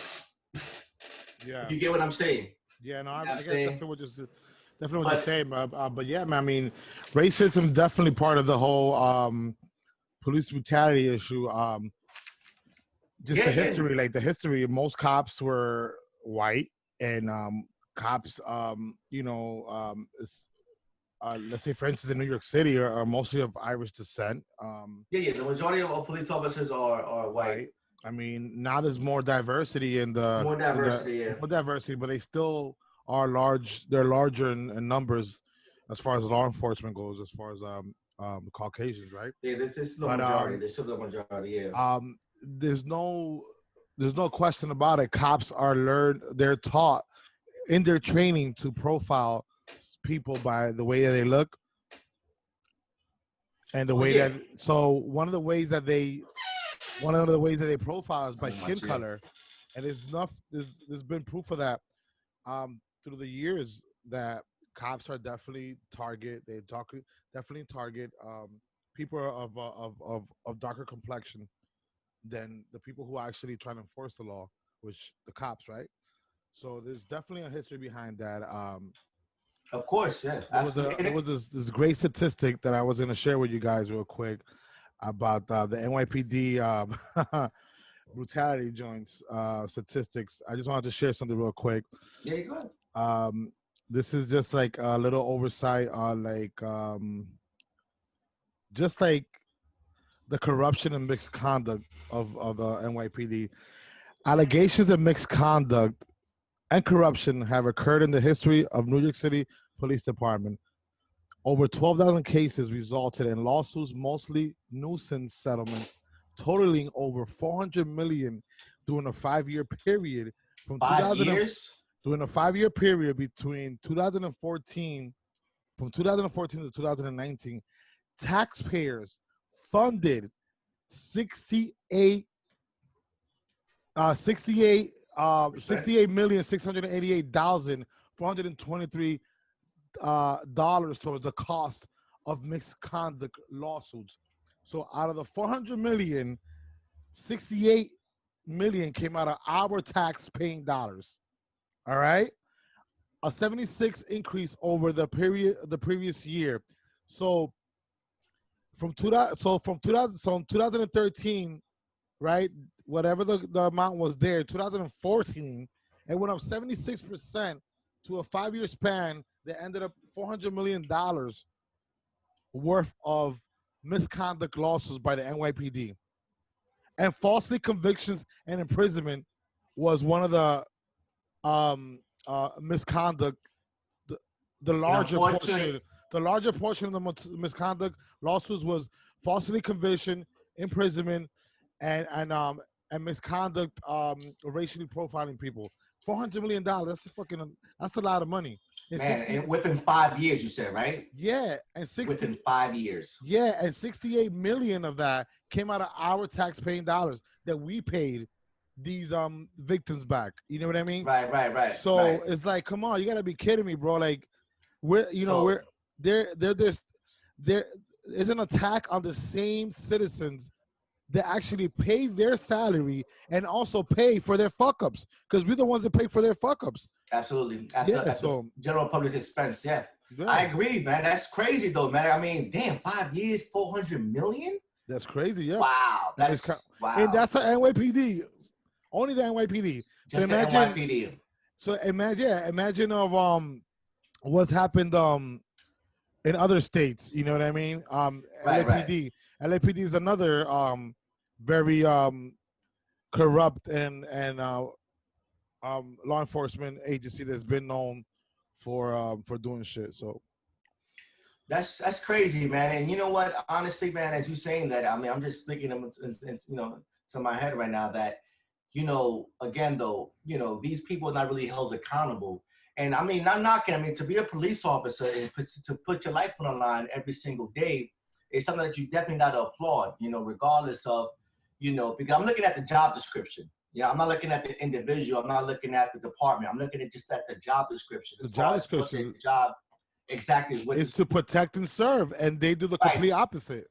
Yeah, and I mean, it's unfortunate. And you know what? It's there's police officers that actually are on top of other police officers who they know that who are corrupt and are doing the wrong thing. You know what I'm saying? So I definitely applaud those officers that definitely trying to make a change in that department, but it's a very corrupt department. You know what I mean? That's something that's very evident. It's a very corrupt department, unfortunately. And something really has to change with that, because again, I mean, it's just so evident that, people that come from deprived environments are such an easy target. That's why they go to these impoverished environments, because they know they're very vulnerable and they know they're able to really target them so easily. You know what I'm saying? That's why they're able to, create these quotas, because they know they're able to actually have a certain amount of rest, within a certain time period. You know what I'm saying? So it's no coincidence, because quotas are real. Quotas are really real. They actually have a quota set up. You have to have this amount of arrests from this time frame, and you have to make sure that you're able to do that. The commanding officer of that precinct they say the commanding officer in Harlem, the commanding officer, he's the lead officer. He has an agenda, because he's getting, he says, I need a certain amount of arrest every month. I need a certain amount of arrest every week. And they go out there, and sometimes they just go out there to meet their quota instead of really doing their job. And there's a statistic here from the Daily News that says that only 35% of in New York City, this is the NYPD statistic. 35% of NYPD officers really do their job. The other 35%. Wow. Yeah, the other 65% are involved in corruption, misconduct lawsuits, and that should usually speak volumes then. Yeah, they get suspended or fired before tenured. That should Crazy. That should speak volumes right now. The Daily News is actual statistic. 65% of police officers don't do their job right. In other words, yeah, basically, most of them don't reach like their seniority level because either they get suspended or they get into a lawsuit of mixed conduct and ended up either getting suspended or fired from the force before they get to a senior a section of their career, because a career promoted, right. An officer's career, like a long career, a great career is like 20 to 25 years, right? Right. So 65% of cops before the 10 years, they're done. Because of corruption, misconduct, and lawsuits. And you know what? It can be very tempting. I'm just playing both sides too, because when you put in position to be an authority, like to really enforce things, it could definitely have a way to affect your human psyche, where you start to feel as if you're able to do certain things because that's what you are supposed to be doing. But it's basically the other way around. You're supposed to protect rather than really trying to enforce. You know what I'm saying? Doing things that you know already that you are targeting a certain population. And it's very unfortunate, man. And even like, when you see a white police officer who has black friends, but will quickly pull the trigger on someone of someone that looks different from them, and they would say, that they're not racist, but it's because they conditioned the experience that they've been through, and looking at the history of how this country came about. Isn't that like the worst excuse that a racist person could use, or somebody like, oh, I'm not racist. I got black and Spanish friends. That's like their number one fucking like go-to move. That's crazy. Yeah. Like, when somebody says that, you like, when somebody uses that, I'm like, this motherfucker's a racist. Like, we just, I got black and Latino friends, bro. No, man. Like, if you have black Latino friends, okay, that's fine. But if you have a job where you have to serve the public, and then those same black Latino friends who supposedly you act the same way, you act the opposite towards people that look like them while you're on the job, you're a fucking racist, bro. I don't give a shit. The only reason why you're friends with those black Latinos is because they work for you, they work with you, and you're forced to be their friend. Other than that, you wouldn't be their friend. So if you go out there to protect and serve, and then you're harming people who look like those friends, your supposedly so-called friends, you're a fucking racist, bro. I don't give a fuck about that shit. There's no way that you're gonna tell me you're not a racist. Yeah, I think racism. I can't see you now, though. I can't see you on the video. I paused it real quick. Oh, gosh. Okay. But I got the audio going so loud, baby. You hear it? Yeah. But Chris Ryder, man, chime in, bro. What's up, man? What's your take? You came back a little bit late off the break. You was out there slicing and dicing some meat. Oh, you probably want to go. You keep talking your nonsense. Wait. So wait. You know what it was? He probably had a pickup from one of his clients. You heard? He probably went outside real quick. Yo, you out there? Yeah, yo. Man. I'm pulling up. I'll start calling you a little pork chop Nelson. Yo, I'm pulling up, Chris. I got those 5 pounds. You got those 5 pounds that I ordered from you earlier, and it came outside. Yo, man, you guys are too much right now, man. You did a hand sale of fucking meat. hand sale, you said? I tend to look at both sides of things, and you gave a great statistic about like the 65%, how like cops they usually flame out after 10 years. That's a lot. Do you ever think about the mental aspect of the job that would drive somebody to do the things that they do? Because we're talking from the outside. We're not actual cops. We're not talking from actual experience. So I'm not making excuses. I'm not saying that anything done out of racism is right or wrong. I'm not saying that. But what I'm saying is that do you ever truly think about the mental aspect of things? Because you could walk into a situation as a bright-eyed rookie saying, I want to save the world. And then you quickly believe that in order to do some good, you got to really do some bad. And then eventually you get to the point where you can't differentiate between the two. And then you just start doing shit you're not supposed to. No, you get caught up. You're right about that. But that's what I said earlier. I said that it could some people have the mental capacity to overcome it and continue doing the right thing, like those 35%. But I think that those 65% are under immense pressure, because you got to remember, it's like you're seeing the worst of the worst every single day. You know, I don't know if you guys saw in the daily news that there was this young man who was brutally butchered, like not too far away from you, Jay. I think he's like 4 blocks away from you. Wow. And just imagine you being a beat cop and you walking into an apartment and you're seeing a man's fucking inside spilled out. His fucking it could be definitely traumatizing. Yeah, for sure. Like decapitated. You know, it's like that shit fucks with your psyche. It does. So I mean, it fucks with your psyche when you see animals butchered at work, right? That's different. They're dead already. It's a difference.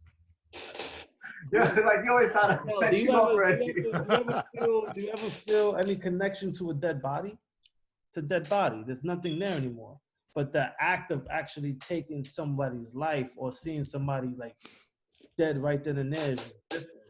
And even butchers who work at slaughterhouses, they're not all there in the head. They're taking animals' lives and slaughtering animals all day. That shit ain't easy to do. Wow. You know, but what I'm saying is that I tend to look at things from both perspectives, and it's like sometimes it might not be that those cops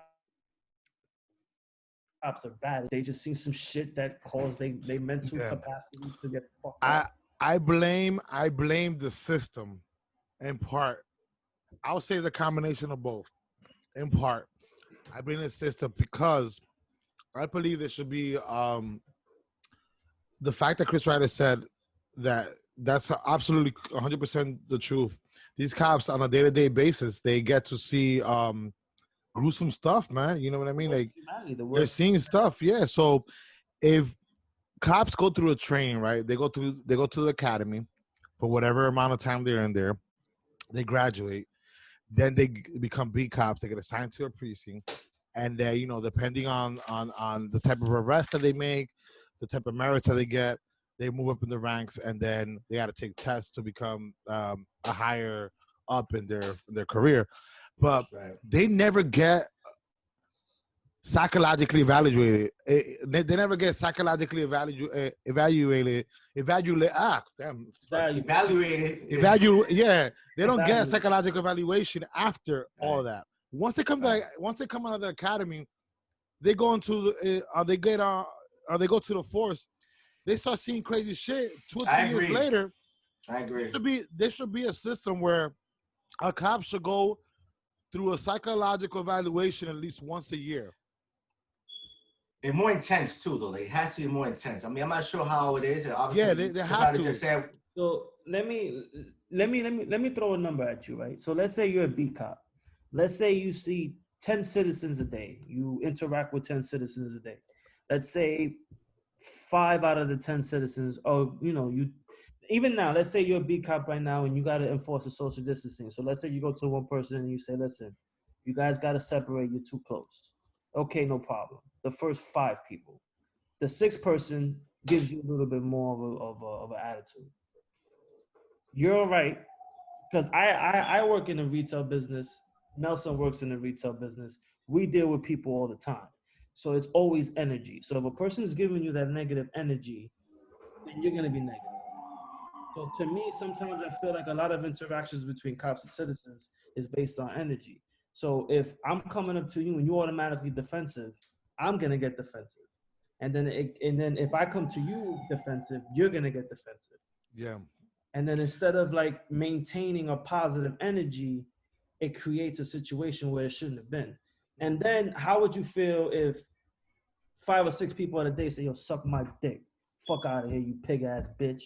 Like that shit, eventually you're going to get pissed off. Oh, I'm a fucking bitch. I'm a pig. Then I'm going to slam you on the floor because I got the authority to do so. You got to think about. Well, you basically got a license. You got a license to kill, basically, when you're a cop. You do, but at the same time, it's like you got to think about like the psychiatric mentality of people. It's like you're dealing with personalities every day. And for you to maintain a positive outlook every single time, especially when you're getting static all day, it's virtually impossible to maintain a positive attitude. It's impossible. That's what I'm trying to say, that there should be, cops shouldn't just get trained when they first enter the force. They should go through a training every year so they can learn how to cope with these things. Right. And how to handle situations, like, yeah, because sometimes, you're right. You're dealing with, especially in New York City, the NYPD has to deal with like 9 million citizens, bro. You know what I mean? Like 9 million people reside here. But the whole thing is like, the cops sometimes come off with the bad energy. Yeah, and they dealt with an asshole the day before, and now they feel like, you know, yesterday was a bad day, so today I'm gonna make it a bad day. All right, I'm gonna give you an example. Yesterday I went to go see my mom, and I'm in the projects, and there was like 3 or 4 dudes in the corner. They were too close, so I see the cop car pull up. Basically, I wasn't even next to them. And I felt the energy from the dudes. Like, they already got defensive, like, posted up, like, what's up? Like, fuck you, why are you bothering us? And then the cops right there are just doing their job. So now automatically those dudes in the corner are aggressive. You don't know what type of cops is in the car. So now the cops already assuming that this is going to be a problem. So if I come on my car positive, you know, these guys are gonna jump all over me. So I gotta be a dick in the outset. That's the, you know, so I get that shit too, because customers come, they be dickheads, and I just be on some like, what do you want? Like, get the fuck out of here. Like, you want to be a dick, I'm gonna be a dick back. But there's customers that come in that are very nice, and my energy's changed. That's why I am such a big believer in energy. I feel like if you positive and you come at somebody with a positive attitude, that you kill them, that kill them with kindness. That shit is a real thing. It is a real thing. You fight fire with fire, you're gonna get fucking smoke. You're right, it does, but you know, like, those are separate, isolated incidents that you're talking about. In a general aspect, the statistics don't lie, bro. There's definitely a disconnect. There's definitely a disconnect between the citizens, not all citizens, Black and Latino citizens and cops, because of the historic nature of cops being racially profiling people and just fucking wrongfully incriminating you just because of the skin color that you carry. And right. That's, you know what I mean? Like, energy comes in, because I've been next to cops white as hell in the hood that were really good people, you know, that were real positive. And then I've been around cops, Black, white, Hispanic, whatever. Yeah, but that's what I'm saying. That's an individual aspect of the spectrum. Right. No, saying like in general. In general, like I've had real good situations with officers, and I've had my instances where I haven't had a good situation with officers. But overall, I would say I haven't had a really rough time in that sense. You know, I've had a dick or two. You know, not a dick officer. Pause that. A dick officer here or there. I said a dick or two. I just called myself. Wait, what are you thinking about that? What I said, I've had an asshole cop. I've had an asshole cop here and there, but in the general aspect, I really haven't had like a crazy like situation where I get like ousted by a cop. But we're talking about like in a general aspect, cops generally do not have good ties with people of color or Latinos, because most cops are of white descent. Let's be honest. You know what I mean? And that's traditionally that's something that's been in the history of the books. You can't argue that. Now that there are some good cops out there, absolutely, there's definitely a lot of good cops. Oh, yeah, when the majority of them statistically are doing fucked up shit, that there's a problem. There definitely is a problem. And I think the problem lies in where they're only getting the proper training at the beginning of their career, and not every little step of the way. If an officer every year gets evaluated or gets assessed, okay, you've been in the field, you saw 3 murders this year, you see a body chopped up, you've been through some shit. Let's see how you're doing psychologically. Are you fit to be on the field? It would help. it will help. You got a point. You do got a point. It will. Absolutely. But when you let a cop go in for 10 years watching crazy shit happen, his mind is fucked up that he doesn't believe in nothing anymore. Like his humanity, he doesn't believe in humanity. He doesn't believe in nobody. He already has a fucked up mind. You know what I mean? Because he hasn't been psychologically, he hasn't vented that out. And you know what happens? You know how they vent it out? When they fucking emptied out a clip on you with 3 other cops for one dude that wasn't even armed. When they empty out a clip, 4 cops empty out a clip and reload on one person. There was an intent, yeah. When 4 cops empty out a full clip and reload and empty out the reload clip on one person who wasn't unarmed, there's definitely a problem, bro. That's the way that they vent out, by using brutality. They use excessive force. That's how they vent out. Somebody who's been on the force 10 years is not playing games. They seen shit happen. They seen people get caught up and shot up and cut and basically decapitated. So his mind is already, yo, fuck that. It's my life versus that person's life. Because they haven't been psychologically evaluated. And but play both sides too, though, because like Chris Ryder, you were talking about how they'll approach someone and they'll just give them a back talk, but also take into consideration what that person been through, of that person being so oppressed all their life. Yeah, they sick of this already. So me as a professional coming into somebody, I got to come with that expectation that this person is very vulnerable. Exactly. You know what I'm saying? And it takes that understanding. It's like you said, that person might have had that same prejudices. He's already defensive. That cop is being a defensive, and instead of them two just taking a moment to just relax, take it easy, maybe that situation will change. Yeah, but the person who wants to be in charge of that situation, Chris, I sorry to interrupt you, is the person wearing the badge and the shield, because that person is a qualified professional that needs to learn how to assess a situation rather than act upon it. You know what I mean? But, like I said, it's all about energy. I don't know if you guys ever seen this movie. It's from Denzel Washington's son, John Washington. It's called Monsters and Men. You guys seen it? Never seen that. I haven't watched that. Monsters and Men. You guys got to see that movie. Okay. It's like, and it shows like 3 different aspects of discrimination. You got a kid who's, it's like they take the Eric Garner situation and they like use that, and then the kid who took the video of the Eric Garner situation, he gets arrested for some other bullshit. And then it tells the story of a Latino kid. Then it tells the story of a black cop in the NYPD. And then it tells the story of a black up-and-coming activist who joins in the Black Lives Movement. It's a really good movie.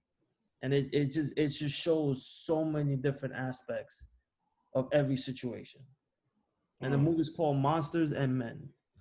Okay, so you guys, there's different types of police brutality according to the Webster Dictionary, right? So let's go through them real quick, guys, so we can give our listeners a little bit. Types of what are the different types of police brutality? We have types of misconduct include coerce, false confessions, intimidation, false arrest, false imprisonment, falsification of evidence, which they're known to do a lot.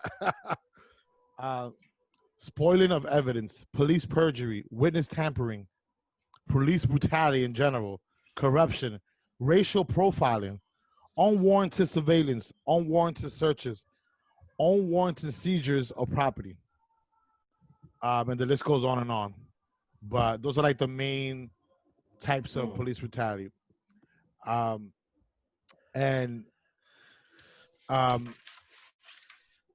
use of excessive force in police brutality. The difference between reasonable force and excessive force, which is excessive force is what leads to police brutality, correct?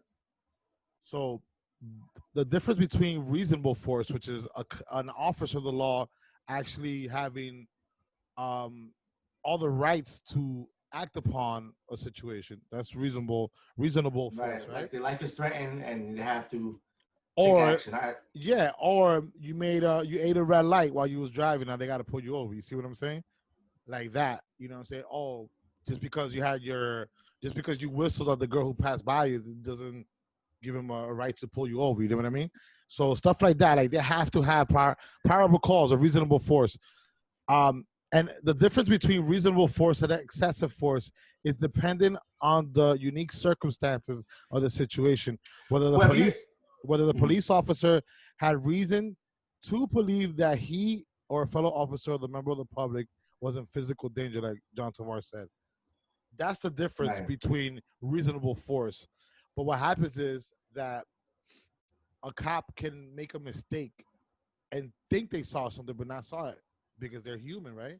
And then when they go investigate, they find out that, damn, I just fucking pulled this guy over for no reason and he's actually innocent.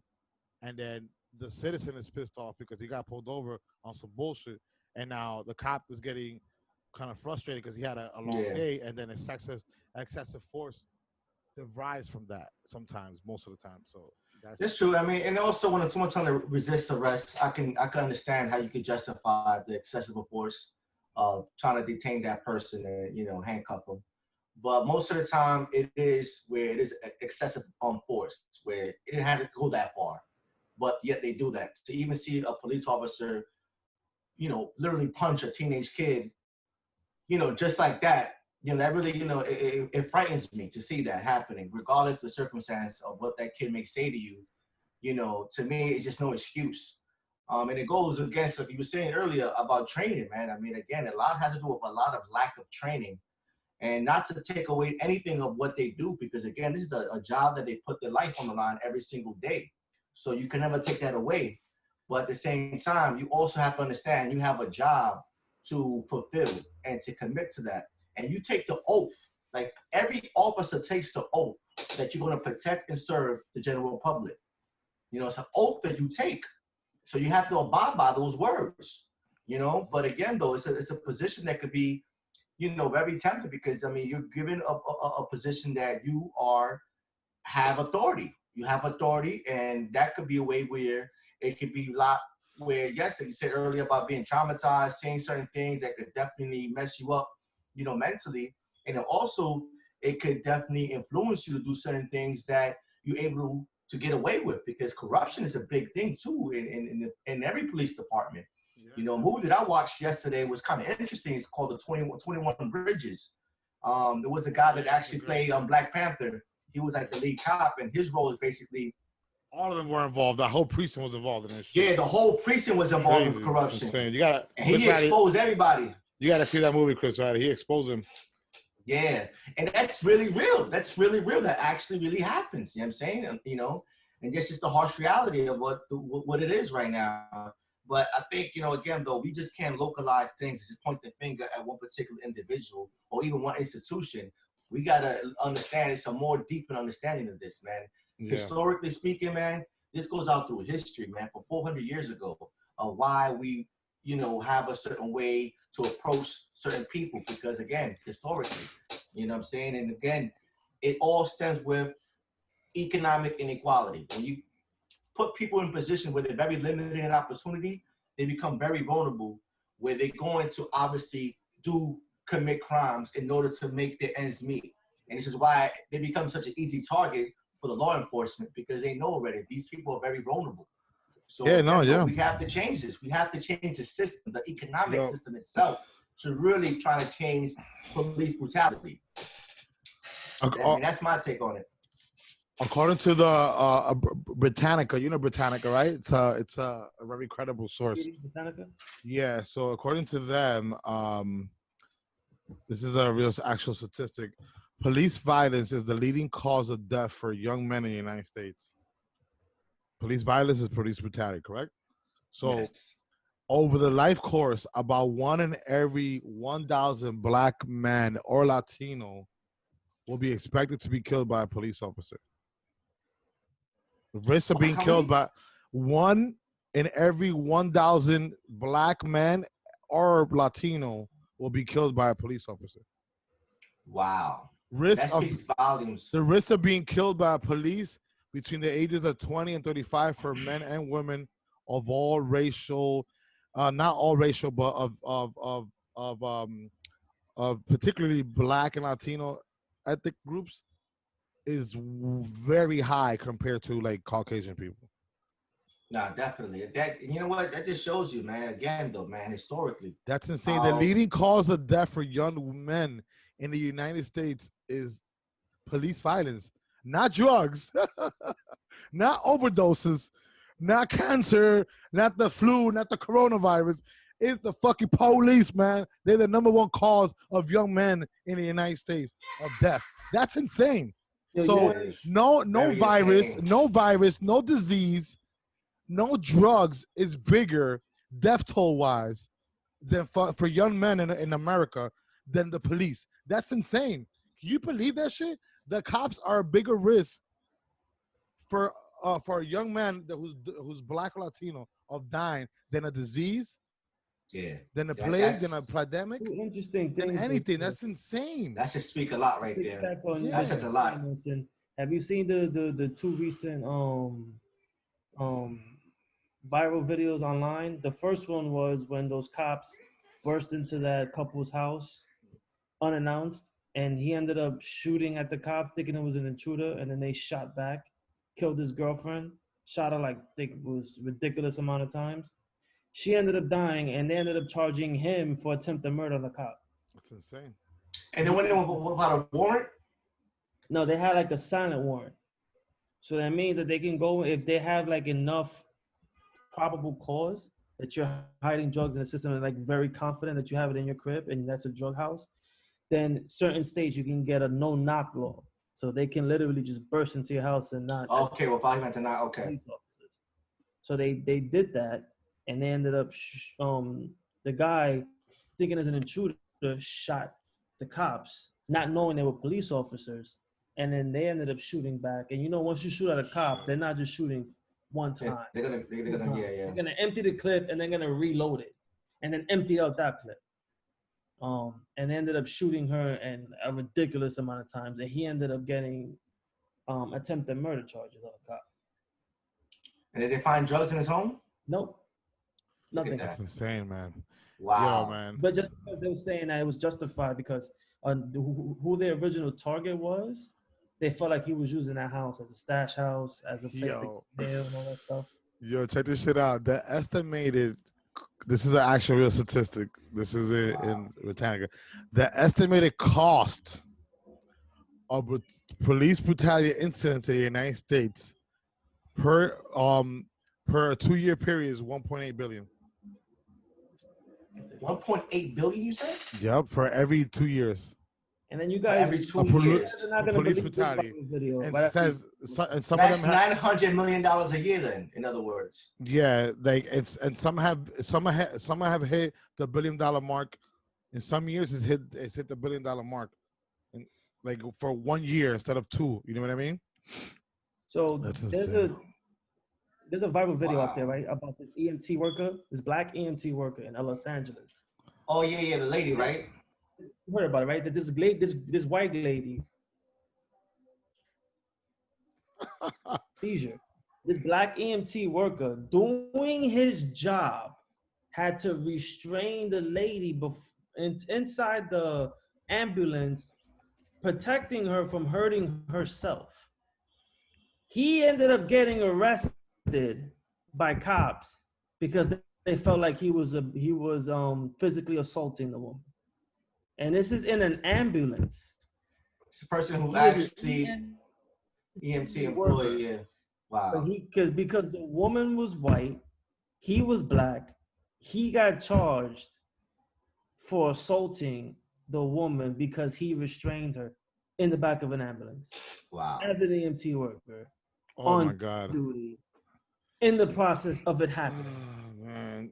So that's just insane. Are you serious? Racism is live and well, man. Yeah, man. Look at it. Live and well. It's crazy. Like you guys want to hear a fun fact, a fun statistic? Check this out. Police officers are indicted in fewer than 1% of the killings are the civilians that they kill. So 1%. So they're indicted fewer than 1% country-wise, right? So 95% are able to not get away. convicted. Exactly. Yeah, because if you, so that's what I mean. So then, fear for your life. Yeah. So that's automatic get a jail free card. So on average in the United States, a police officer takes the life of a citizen every 7 hours.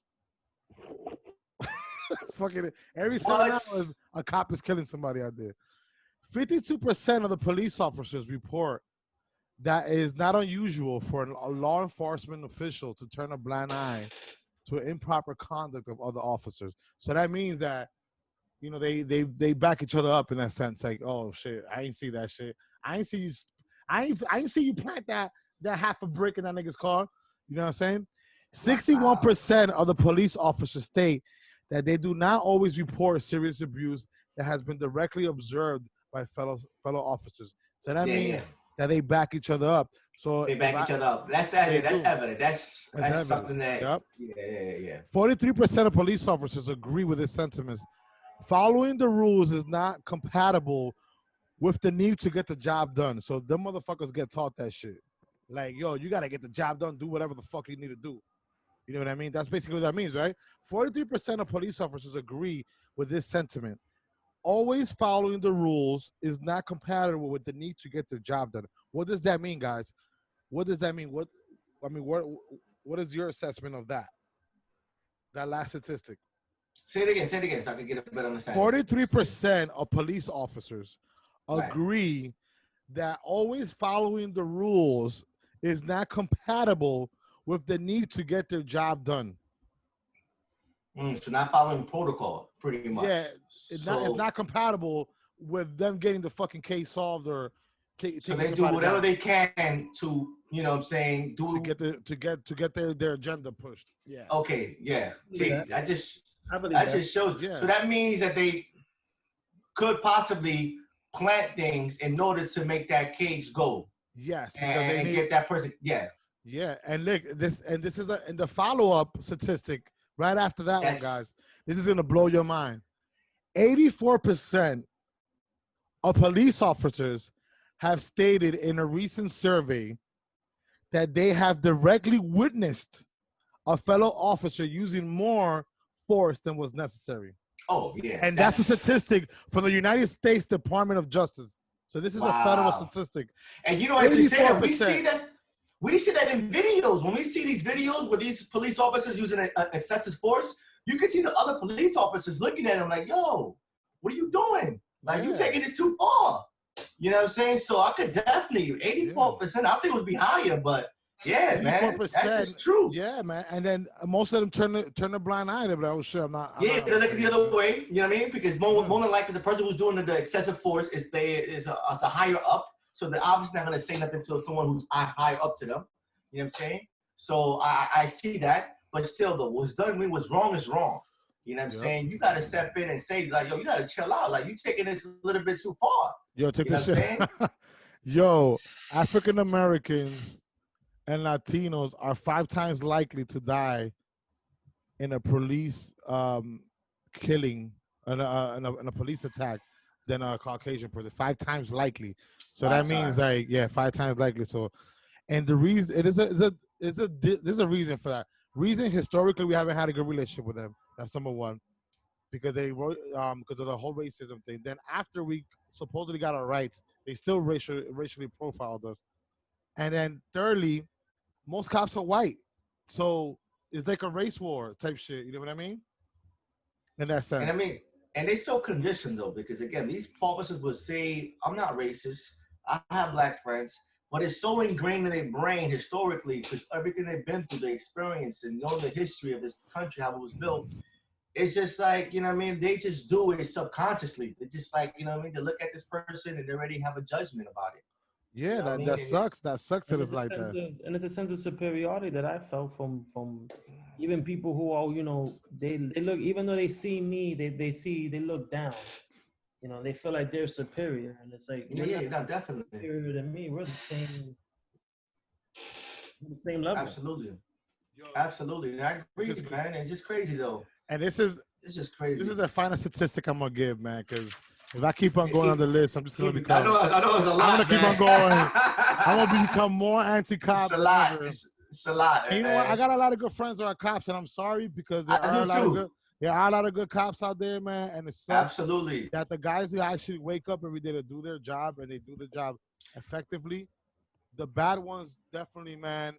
I had a friend who actually quit the force. One of my boys, he quit the force. He said he couldn't put up with the corruption no more.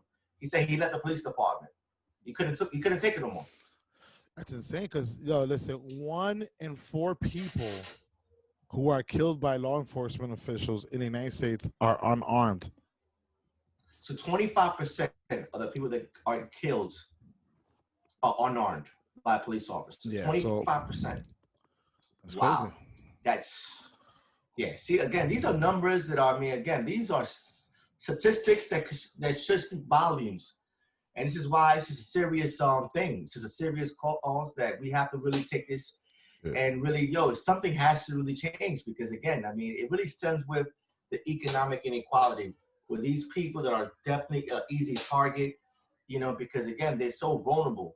Again, when you see someone that, has been through so much in their life of being oppressed, being so deprived from the basic necessities, and they see someone with a shield, badge, with a gun, they feel intimidated, because they're sick of it already.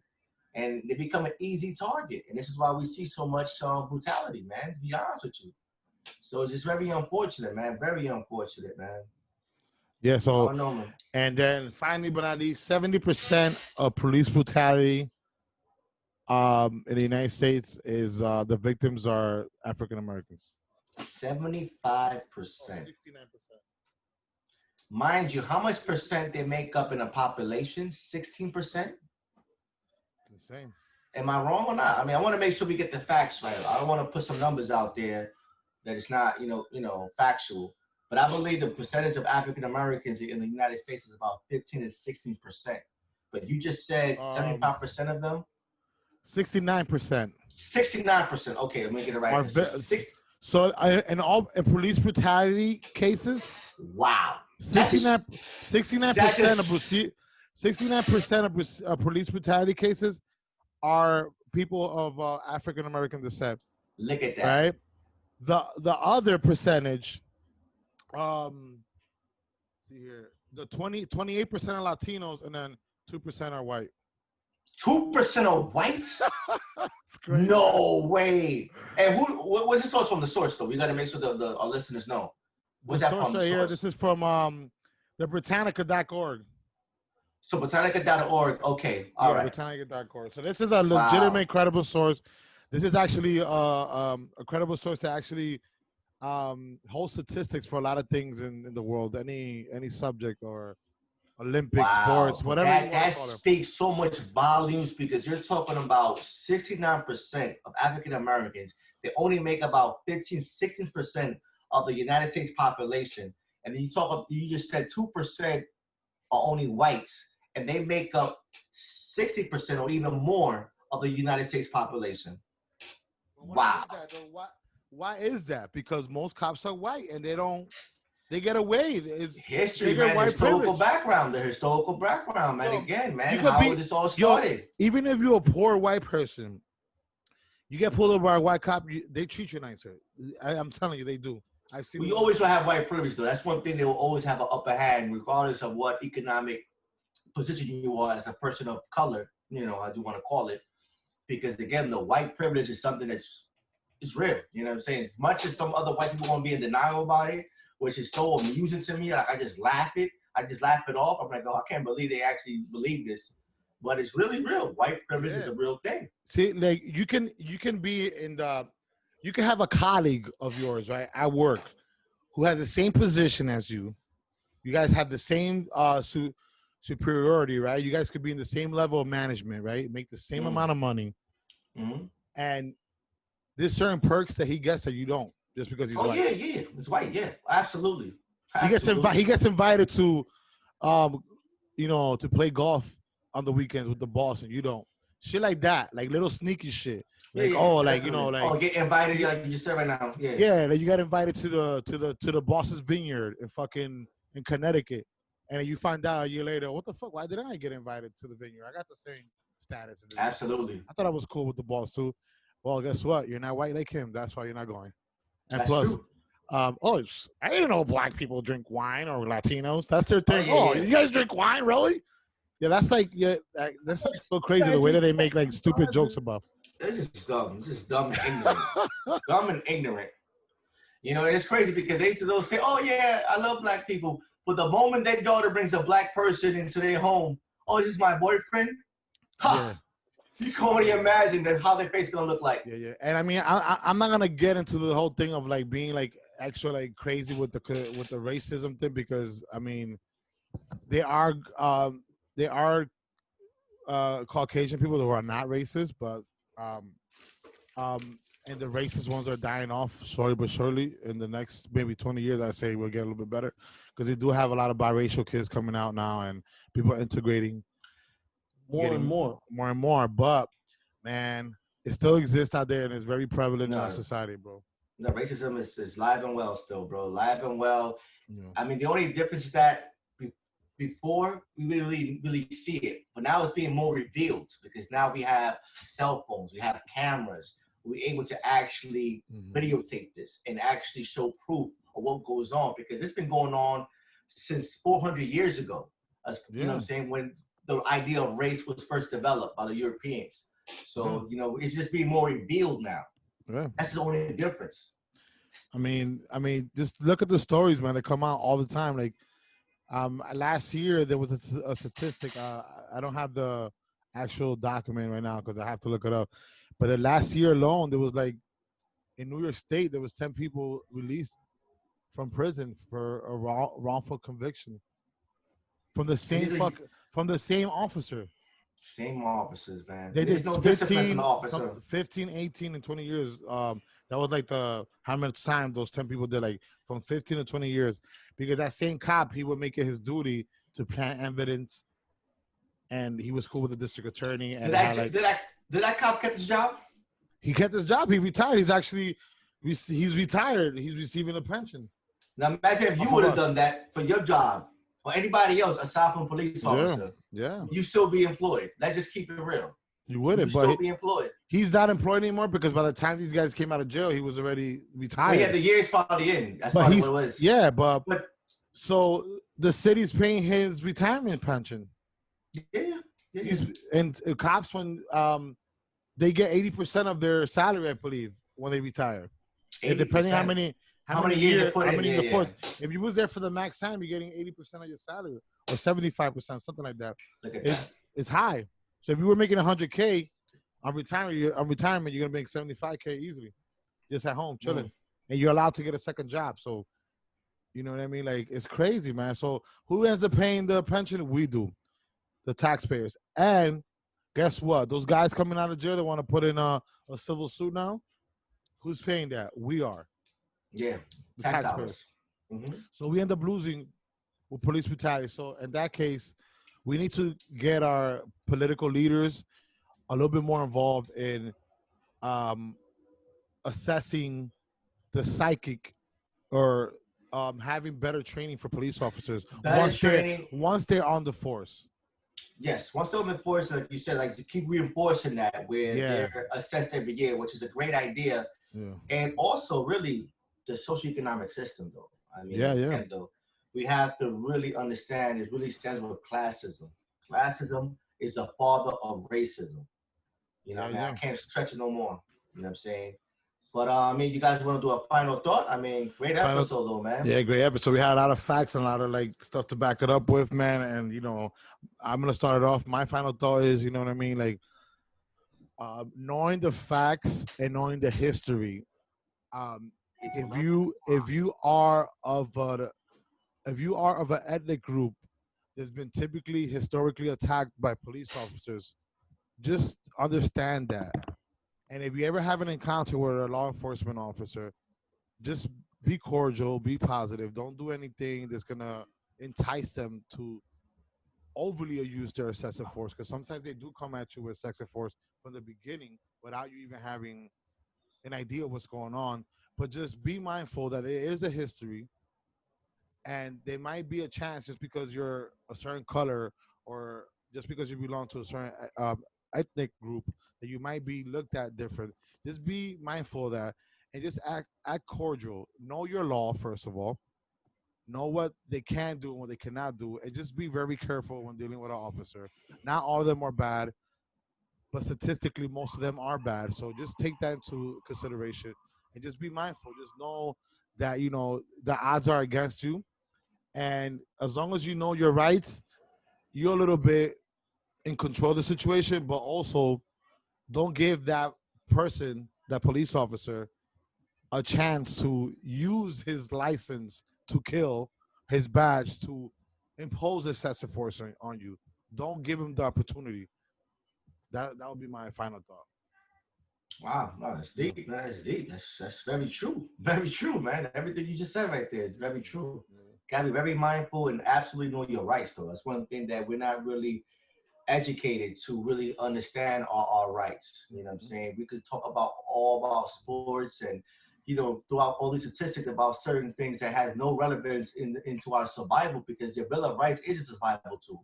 So it's very important to really understand your Bill of Rights, your rights as an American citizen. So that's very true, man. Chris Ryder, you want to end it or you want me to go? Is that your final thought, Joe, or you want to continue? No. I mean, you know what I'm saying. I was just picking back off of what Nell was saying. I mean, I can say my final thought. It's very short and simple. I mean, unless you want to go first. I'll end it off. You ended up all right. So my final thought, pretty much what I just stated earlier. I mean, until economic inequality, and understand that it's all about the economic inequality, and not until really address that, it's never going to stop. You know what I'm saying? And when it comes to racism, bigotry, xenophobia, those are things that stems with classism. So we're always going to see social injustice on many levels, and it will continue as a systemic result if we don't change the economic inequality in this country. And that's my final thought. I think it all stems from the so-called white privilege. And you're right, Jay, on what you were saying, but white privilege is just basically white people looking out for white people. That's basically what it is. So as Blacks and Latinos, we have to start looking out for one another in those instances instead of treating each other as if we are the enemy as well. Yeah. If we create that sense of unity within each other, we can create our own privilege. If you see another Black or Latino lacking, you should help them out. Let me help you out. And then we shouldn't feel because this person is being nice that we should take advantage of them. Because that's one of the big things that we have an issue in our culture is that if I'm doing good for somebody else, they're gonna take advantage of me and stab me in the back. And it's an opportunist nature that's prevented us from creating our own sense of privilege within each other. Also, I feel like energy is a big part of a lot of things. And I've seen a lot of videos where African Americans have been on the verge of losing their life, but because they remained calm, even when they had a gun pointed in their face, they were able to save their own lives. So I feel like, it's the tougher situation because a cop can have the excuse saying, I'm in fear for my life, but you're supposed to remain calm with a gun in your face. How's that possible? How are you going to remain calm when you have a cop punch you in your face or trying to literally kill you, but they can fear for their life? And until they're held accountable for their actions, which within the last couple years, you're starting to see cops become more and more held accountable for their actions. Cops are being indicted. That lady who killed that dude in Dallas, even though she got 10 years, you got to think of it as a start. Racism, civil rights movement was only 50 years ago, somehow. So these people are still alive. They're still alive. So it's two, it's about energy. It's about energy. It's about trying to fix the situation at that moment and trying to be better people within ourselves. And if we can recognize that, then we can slowly become a better society. But it takes time. I've said this on the podcast numerous times. It takes time. It takes time. You can't fix hundreds of years of segregation in a matter of decades. You're right. You're right. And you can't break a mentality that's been there forever, you know, because they still think of us as free slaves. You know? And I know deep down inside they're like, you know, I can't believe this fucking dude's talking to me like that. You know, my ancestors made sure that they were hung on trees, that type of shit. And I know that they think like that. Not all of them, but right. And I think that until we change that, you know, narrative to where Martin Luther King said it the best: be judged by the content of your character, not by the color of your skin. And I feel like in my lifetime, I've seen some really, really good white dudes that are the best. I've seen some really, really bad white dudes. I've seen some black dudes that are the best. Seen some really, really crappy ones. I've seen some really, and it goes through all races. So until we can get to that opportunity, into that position where you're judged by the character, and you being a piece of shit is really who you are, and it's not judged by your character, it's going to be a long road ahead. But I feel like it takes time. It takes time and it takes energy. I agree. That's it. Definitely. It's going to be a process. Yeah, you froze right there. You said it takes time. Oh, because there's a camera. I think the Matrix was trying to stop you from spreading your message there, bro. No, it's because like the podcast got started a little late, so I can't really be next to my Wi-Fi service. So. Yeah, it's okay. It's all right. You got a curfew. You got to wake up early. Well, I got a 9-month-old son. You got to wake up early to slaughter the meat tomorrow. I have a 9-month-old. Oh man, fellas, man, great episode. You know what I'm saying? But yeah, go ahead. You wanna throw before you fall asleep? Before you fall asleep, Christopher, at night, Chris Ryder, do you contemplate on the meat you're gonna slaughter the next day? Like, you know, I got $100, I got 10 pounds of pork chops. I gotta do. Being that you said that I'm the king of rhetorical questions, what do you think? I think so. I think you go to sleep just thinking of like pieces of lamb chops just jumping over fences and shit. Can I ask you a question though?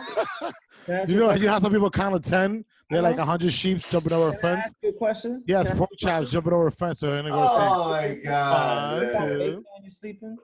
Huh? Nice crispy long strips of bacon, pork chops. So your new name, Nelson, I'm gonna call you Pork Chop from now on. Yeah, man. So man. Let's sign off though, man. Sign off, man. Did that the Roundtable podcast. Yeah, great. Chris Ryder. The T-shirt meets, man. I can't believe you actually wore that shirt. There you go, man.